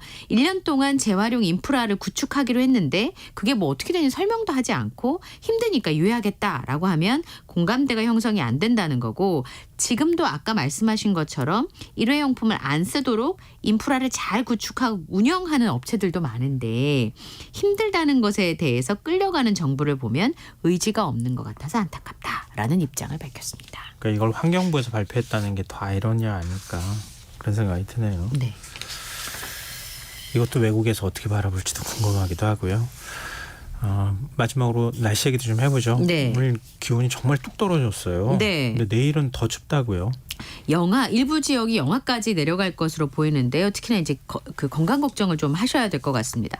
한반도 북쪽 5km 상공에 영하 15도의 찬 공기가 북서풍을 따라서 유입이 되면서 중부지방을 중심으로 한파특보가 발효돼 있습니다. 바람은 좀 잦아들겠습니다만 기온은 좀 더 많이 떨어질 것으로 보이는데요. 네. 내일 입동이에요. 내일 대관령의 아침 기온이 영하 5도 등 중부 내륙 지역은 영하권으로 내려가겠고요. 서울도 3도까지 내려갈 것으로 보입니다.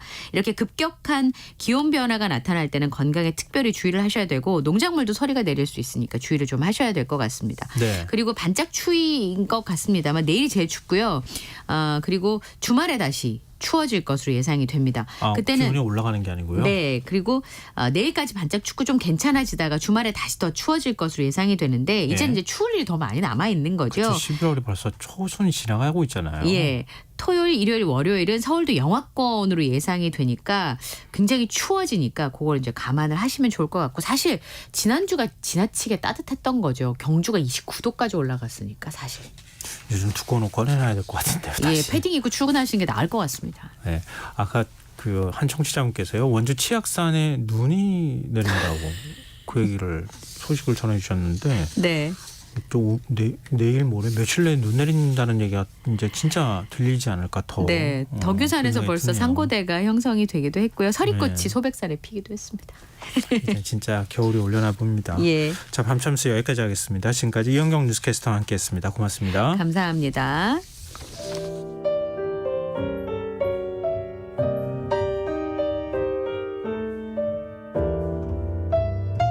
내일의 품격. 김성환의 시사야에서 챙겨가세요. 하루를 마무리하는 시간 꺼내보는 당신의 지식 창고. KBS 1라디오 김성환의 시사야.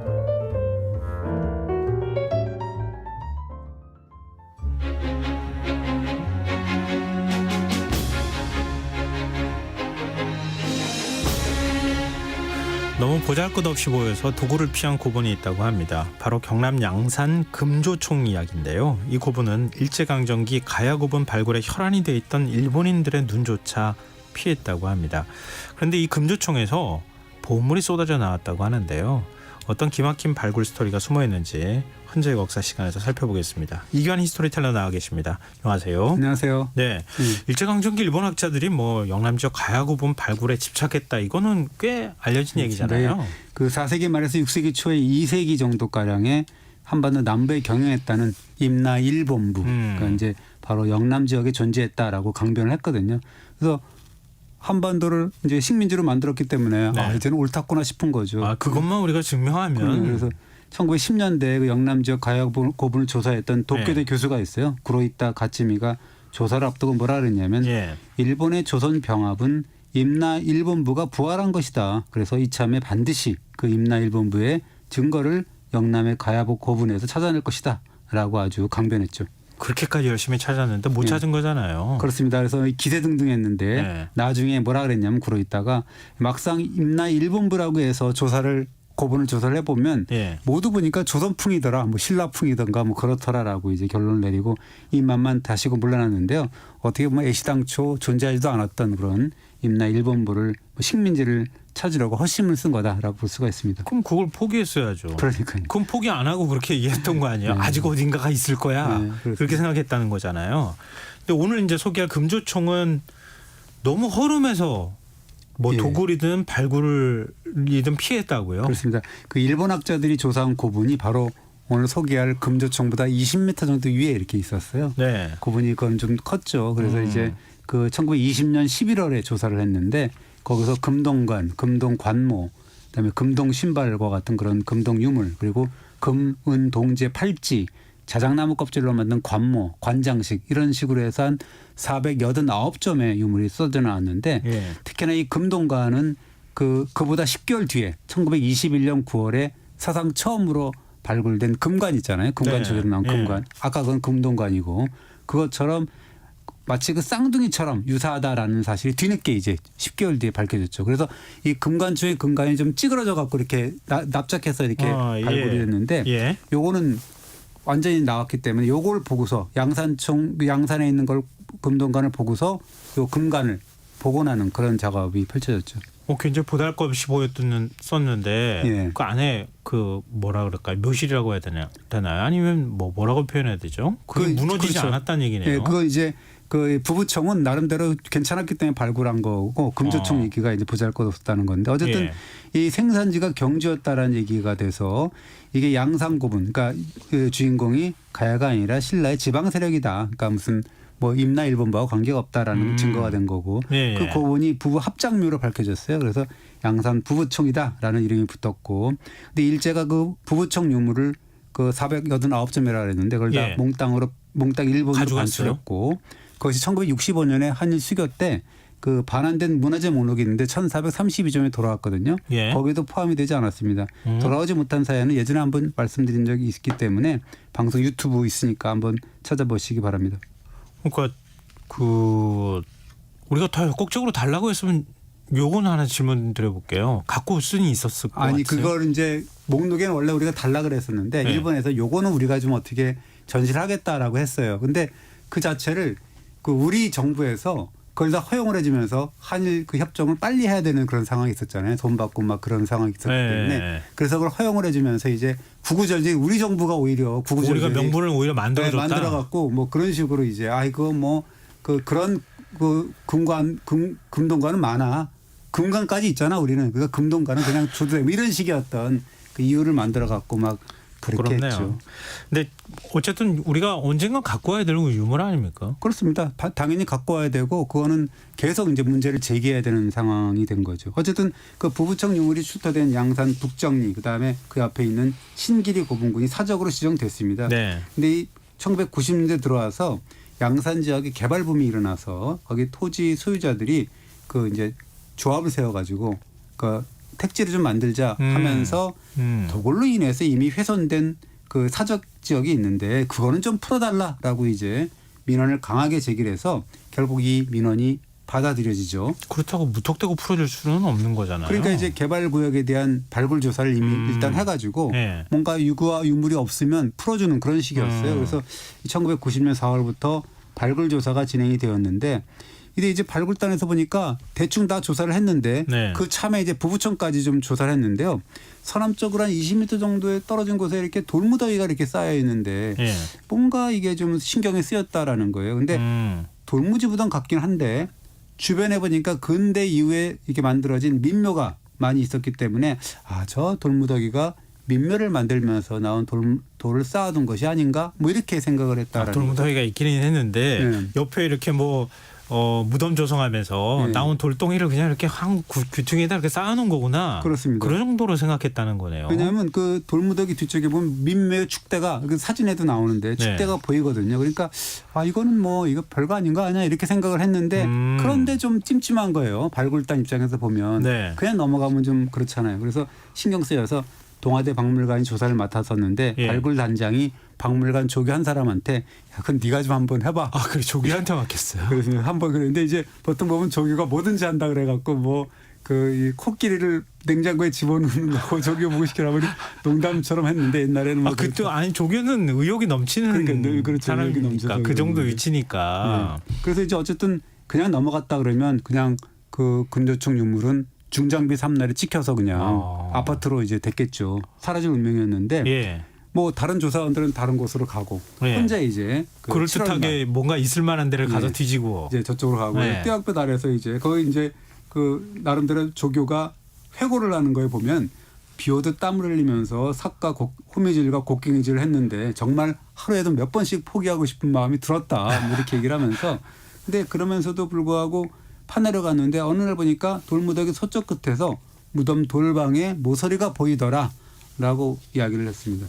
그때 기분이 어땠을까 궁금한데요. 그렇습니다. 그래서 금속지 유물이 보여서 흙을 파냈더니 매끈매끈한 은재 허리띠 조각이 눈에 들어왔는데 뭐 딱지 같은 느낌이었다 뭐 그런 얘기도 하고 근데 이것이 경주의 왕릉급 무덤에서나 보이는 유물이어서 굉장히 그때부터 손끝이 떨렸다라고 하는데 잠시 후에 대나무 끝에 이렇게 흙이 튕겨져 나가면서 딱 보니까 노란 황금빛의 그런 원형체가 나타나더라라는 이야기를 했는데 그것이 금동관이면서 또 그 금제 귀걸이를 했다는 거죠. 조교가 환호성 지르면서 나는 바로 박사다 이렇게 생각하지 않았을까 싶어요. 워낙 귀한 인물이잖아요. 그래서 이제 그 민묘로 주장하려고 든 그런 뭐 돌무더기 아니야라고 치부했던, 그래서 아무도 눈길을 안 줬고 도굴도 전혀 이루어지지 않았고, 그래서 일본인의 눈길도 피했던 그렇죠. 그런 신라 예. 지방 세력의 고분이 나타나는 순간이었는데요. 이 고분 역시도 20m 위에 도굴된 부부청처럼 돌로 무덤방을 만든 뒤에 한쪽을 터가지고 사람이 드나들 수 있게 이렇게 만든 무덤 구조거든요. 그럼 많이 무너져서 그렇지 실제로는 규모가 있는 무덤이었네요. 그러니까 그거에 뭐 사람이 드나들 수 있는 정도로 공분이 어느 정도인지 모르겠지만 네. 어쨌든 그런 식으로 만들어놨는데 이 무덤 구조가 좀 장단점 있는 게 뭐냐면 무덤방을 만들었기 때문에 도굴꾼이 들어가 버리면 끝장이에요. 다 가져올 수가 있기 때문에. 그렇죠. 그런데 돌이 없이 발견되면 모든 유물이 고스란히 남아있는 그런 장점이 있는 거죠.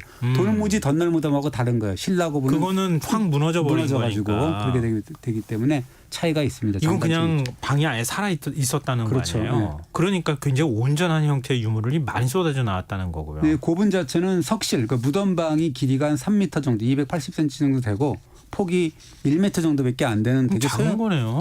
소규모죠. 예. 근데 그 속에 든 유물의 수준, 상태는 정말 상상을 초월했는데 금제 세 다리가 한 쌍이 있고 출자 형태인 금동관, 신라제 같은 그런 느낌이고요. 금제 굵은 고리, 귀걸이 두 쌍, 4점이죠. 그리고 뭐 영락이라든가 달개라든가 금제 팔찌라든가 뭐 이런 것들이 뭐 눈에 띄었고 청동제 자루솥, 은제 허리띠 장식, 은제 칼집, 철제 가위 뭐 이런 것들이 확인됐는데 네. 이 확인된 24건 159점의 유물 중에서 세 다리라든가 귀걸이 두 쌍 4점이라든가 팔찌, 자루솥, 은제 허리띠 6건이 보물로 일괄로 지정이 됐습니다. 근데 뭐 귀걸이나 이런 건 나왔다는 얘기 많이 들어봤는데 네. 세 달이 나왔다는 얘기는 처음 듣는 것 같아요. 그러니까 이게 이제 금조총이라고 이름 짓는 그 이유인데 네. 거기 그 이 고분에서 출토된 유물 중에 시그니처가 바로 이 황금제 세 다리였습니다. 이 세 다리가 길이가 한 뭐 3cm도 안 돼요. 그리고 발가락 길이는 0.6cm 정도밖에 안 되는 그런 굉장히 예. 작은 금제 유물인데 예. 이런 세 다리 유물이 황금제 특히나 이 고분에서 처음 출토가 됐기 때문에 전문가들이 이 고분에 금조총이다라고 이름을 했죠. 근데 이거 금조총이라고 이름 붙이면 안 되는 거 아니에요? 원래는 금조족이라고 조족총이 조족총. 조족총. 예, 그래서 이제 그 대개 그 고분 명칭은 전문가들, 자문위원들이 보고 붙이게 되는데 아무래도 이제 금조족총 하면 좀 이름이 좀 어감이 안 좋잖아요. 그 뭐 우리 황금새 고분에 대해서 뭐 금조총이라고 한 것 같은데요. 그래서 이 이름을 두고서 일본 학계에서는 또 농담을 건 게 뭐냐면 네. 모기한 고분 아니야? 뭐 이렇게 얘기를 했다고 합니다. 무슨 그 이렇게 유물이 나왔는데 모기한 고분이라고 하는 건 좀 이상한데 왜 모기한 고분이라고 하는 거예요? 왜냐하면 일본에서 긴조라 그래서 금조라고 하는데 그 발음을 긴조라고 하는데 예. 그 모기양 상표 이름이 그렇다고 되게 오래된 상표 이름이랍니다. 예. 일본판 에프켈라 같은 그런 상표 이름인데 저도 한번 찾아봤어요. 그랬더니 예. 굉장히 오래된 살충제 회사 상표 이름이 바로 이제 긴초라고 하더라고요. 그래서 이 금조총 명칭을 두고서 일본에서는 뭐 모기한 고분이 발견된 거야라고 이제 우리 학계한테 이제 농담식으로 우스갯소리로 주고받았다. 나쁜 뭐 이런 의미로 그렇게 이야기가 한 건 아니겠죠. 그렇습니다. 예. 예. 근데 그 새 다리가 나왔다고 말씀하셨는데요. 그것도 금으로 나왔으니까 굉장히 귀하게 잘 만든 형태였을 새 형태가 그랬을 것 같은데 왜 다리만 나와요? 그러게요. 몸통도 그냥 아예 황금으로 만들면 안 돼요? 그러니까요. 그래서 황금 세 다리 보면은 학다리처럼 중간이 앞으로 이렇게 굴곡지게 만들어져서 발가락이 4개 벌어진 형태로 해서 끝으로 가늘게 이렇게 표현되어 있고 그리고 그 다리 위를 보면 원형으로 이렇게 되어 있는데 3개 구멍이 뚫려져 있거든요. 네. 그래서 이 구멍을 통해서 뭔가 새 몸통과 금제 다리를 연결한 것 같은데 새 몸통은 보이지가 않거든요. 그래서 이 몸통은 아마도 나무와 같이 좀 썩는 그런 그 재질로 만들어진 게 아닌가라고 보고 있습니다. 근데 좀 이해가 잘 안 돼요. 그렇게 만들 거면 차라리 그냥 황금으로 다 만들는 게 낫지. 그걸 굳이 그 조그마한 거를 윗부분은 나무로 만들고 밑에는 다리는 황금으로 만든 게 좀 이상한 것 같은데요. 누구도 모르죠. 왜 그랬는지는 누구도 모르는데 뭔가 보면은 우리도 그 호족반이라 그래갖고 그 호랑이 다리처럼 된 그런 다리를 만든 그런 소반 같은 밥상 같은 그런 느낌도 있고 개다리도 만들고 이런 게 있어서 그런 반찬 그릇이나 뭐 이런 거 소반 같은 게 아닌가 이렇게도 보이긴 하지만 있겠네요. 그게 아니라 이제 어떻게 보면 그 이 나무 몸통 같은데 순금제 새를 붙인 그런 새 형상을 이렇게 만든 게 아닌가라고 생각이 되고 다만 왜 몸통 따로 다리 따로 그렇게 재질을 달리했는지는 사실은 그렇죠. 알 수는 없습니다. 글쎄 그때 기술은 충분히 가능은 했었을 것 같은데 그러게 뭔가 말이죠. 다른 네. 의미를 담지 않았을까도 싶은데요. 그런데 왜 죽은 사자의 무덤 안에 새를 조형물을 넣었을까요? 이게 이제 그것도 어떻게 보면 상상의 영역인데 그 중국 사서죠. 그 삼국지 위서동의전 변진조를 보면 변진 사람들은 그 장례식에 큰 새의 깃털을 사용하는데 이거는 죽은 자가 날아갈 수 있도록 하기 위함이다라고 했거든요. 이 새라는 동물이 어쨌든 간에 하늘 세계와 지상 세계를 연결해 주는 신령스러운 매개체, 즉 영물로 여겨졌다라는 네. 거지 예전부터. 그래서 예. 뭐 금동 대학로를 보면 천계라 그래서 하기도 하고 봉황이라고 하는 그런 또 마찬가지인데요. 그래서 이 금조청 출도 세 다리도 무덤 주인공의 영혼을 뭔가 하늘 세계로 연결하는 이른바 극락조로 인식이 된 게 아닌가. 영혼을 하늘로 데려다주는 뭐 어떤 그런 느낌으로 존재처럼 이제 해석이 되고 있습니다. 아 그렇게 해석하시니까 그렇겠구나. 그럴 수도 있다라는 고개가 생각이 끄덕여지는데요. 근데 금조총에서 금동관이 출토됐다고 네. 얘기하신 거잖아요. 네.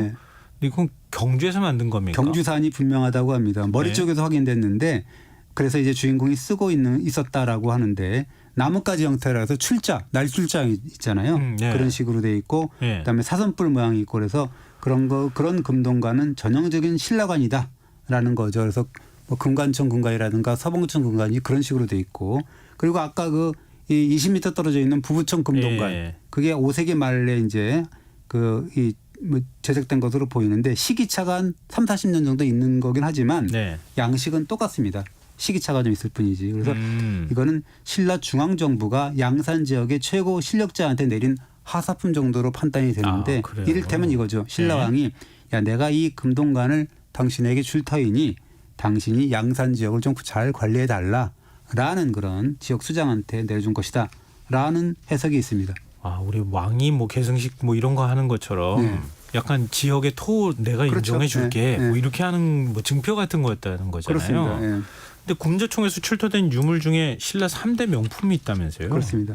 아름답기로 손꼽히는 유물은 이 중심고리에 이 고리가 이렇게 있는데 거기에 예. 보면 금 알갱이를 붙여서 장식한 금지 귀걸이가 있어요. 근데 이 귀걸이에 알알이 붙여놓은 수천 개의 금 알갱이를 이렇게 보게 되면 그 시대 신라 장인들의 집중력, 끈기에 진짜 감탄사가 절로 나오는데 예. 지름이 그 알갱이 지름이 0.6에서 1.2mm 정도 사이에 정도에 불과하거든요. 이거를 수천 개를 붙여놨습니다. 그러니까 얼마나 인내력, 집중력이 뛰어났나라는 거고 그 뛰어난 또 디자인 감각은 또 말할 것도 없습니다. 그래서 이 금조총 출토 금 알갱이 장식 귀걸이 이거는 경주의 보문동 출토품 그리고 황호동 출토품이 있거든요. 그거와 함께 신라 3대 명품 귀걸이로 꼽힙니다. 이건 보물로 지정이 된 거죠? 그렇습니다. 근데 어떻게 만들었을까 궁금한데요. 이 그렇습니다. 작은 금을 어떻게 이렇게 작게 만드는가도 궁금하고 이걸 그 작은 귀걸이에다 어떻게 붙여요? 그러니까 그 집중력, 그 시대의 어떤 그 귀걸이들을 보면 정말 이런 식으로 백제도 마찬가지인데요. 네. 보면 굉장히 이거는 정말 지금도 재현하기가 쉽지 그럴 않은 것 같아요. 뭐 그런 상황이 좀 있는 거죠. 그래서 어떻게 보면 그 사진을 보시면 알겠지만 아 이게 3대 명품이 맞구나라는 생각이 듭니다. 참 대단하다는 생각. 그 시대의 기술이 얼마나 대단했던지를 알 수 있는 것 또 같다는 하나의 생각이 유물 중에는 드는데요. 이제 예. 이 보니까 이 시신 이 무덤 속에 흩뿌려져 있는 그런 유물이 있었어요. 구슬이 있었는데 구슬이 쉬운 두 개가 나오고 네. 상간 구슬이 한 개 나오고 구분옥 이렇게 나왔는데 이게 처음에는 목걸이 아니야라고 해서 지금도 목걸이로 재현이 돼서 사진도 그렇게 나오고 있습니다. 지금 그걸 다시 이렇게 해체를 못한다고 하는데 예. 지금 보니까 그거는 목걸이가 아니라 뭔가 이 주인공의 옷에 장식으로 장식했던 그런 장신구 혹은 주인공을 덮었던 이불 같은 데 이렇게 장식되어 있는 매달지 않았나라는 추정이 흩어져 가능하다. 있으니까. 예, 그렇습니다. 그리고 이 삼국지를 보면은 위서동의전에 보면 그들은 구슬을 보배로 삼고 이 구슬을 옷에 장식한다라는 표현이 있거든요. 그래서 예. 그런 것이 아닌가라고 이게 지금 얘기를 하고 있는데 지금 이미 목걸이로 이렇게 재현을 해놨기 때문에 그걸 다 모아가지고 다시 했는데 이렇게 껴놨어요. 예, 그거를 다시 해체하기가 쉽지가 않다 그러더라고요. 사진 보면 다 목걸이로 훼손될 수 있으니까 다시 그렇습니다. 해체해 버리면은 나중에 역사 기록을 바꿔도 그건 그대로 둬야 될 것 같은데요. 맞습니다. 근데 이 고분의 주인공이 누군지는 추정해 볼 수 있습니까? 일단 여성으로 추정되는 것이 팔찌를 보면은요. 안쪽 지름이 6.5cm밖에 안 돼요. 그래서 이 남성 조사원들 이렇게 팔목에 이렇게 맞춰보니까 어림도 없었고 네. 여성 조사원 팔목에 겨우 맞았다라고 하는데요. 이 밖에도 뭐 청동제 자루솥, 뭐 음식을 뭐 용기죠. 그거 그다음에 가위, 은장도와 같은 그런 작은 칼 이런 용도로 보이는 그런 것들이 나왔고, 그다음에 남성 무덤에서 보이는 무기라든가 갑옷 이런 무기로는 안 나왔습니다. 그리고 말갖춤새도 안 나왔고, 그래서 이 무덤은 여성이구나 주인공이라고 이제 추정을 하게 되는 거죠. 그래도 굉장히 지체 높은 여성이었을 것 같은데, 네. 근데 왜 무덤 조성은 그렇게 조금 초라하게 해놨어요? 이게 이제 해석하기 어려운 부분이에요. 예. 이게 말씀하신 대로 이제 신라제 금동관 이거는 당대 최고 명품 귀걸이와 함께 팔찌, 그다음에 허리띠를 장착한 그런 인물이지 않습니까? 네. 그런 높은 신분의 여인이 왜 양산 지역 실력자들의 무덤이 모인 그런 북정리, 그다음에 신길이 고분군 중에서도 부부청은 위에 있는데 가장 초라한 그 밑에 이렇게 뭐 묻혀 있을까? 그리고 1400년이 지나도록 누구도 그 고분의 존재를 몰랐을 만큼 그렇게 초라하게 운둔하는 그런 스타일로 묻혀 있을까? 그건 지금도 수수께끼죠.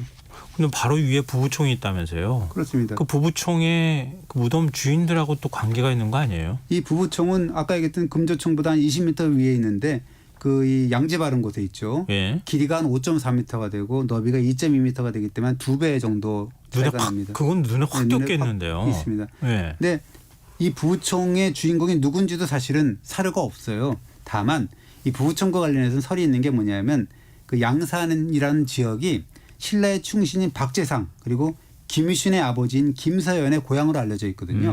그래서 이 박재상은 뭐 아시다시피 그 고구려와 외 이제 인질로가 있던 눌지왕의 두 동생을 구한 다음에 장렬하게 순국한 그런 충신이거든요. 네. 그리고 이 김서연은 그 아들 김유신이 사만통일의 1등 공신이지 않습니까? 예, 되게 예. 중요한 인물들이죠.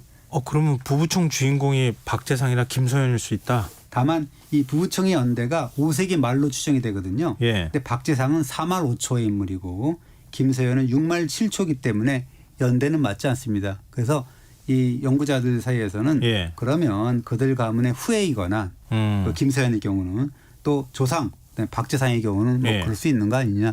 하여튼 그 가문의 줄기가 아니냐 뭐 이런 해석이 있는 거죠. 그럼 금조총의 주인도 역시 관계가 있는 거 아니에요? 이 금조총은 부부총보다 한 30년 늦게 조성이 됐거든요. 예. 그럼 이제 질문이 나오는 거죠. 온갖 호사를 부른 부부청 바로 밑에 혹여 누가 보면 안 된다는 듯이 초라한 무덤에 묻혀야 되는 이유가 있었을까? 외양은 그렇게 보잘것없이 만들어 놓고 정작 내부에는 경주산 명품을 그렇게 아낌없이 넣어서 죽은 여인의 넋을 위로해 준 이유가 있을까라는 그런 수수께끼가 나오는데 예. 여러 가지 추측이 있는 거죠. 이 금조총 여인이 부부청에 묻힌 어떤 남자와 어떤 관계가 있는 사이가 아닐까.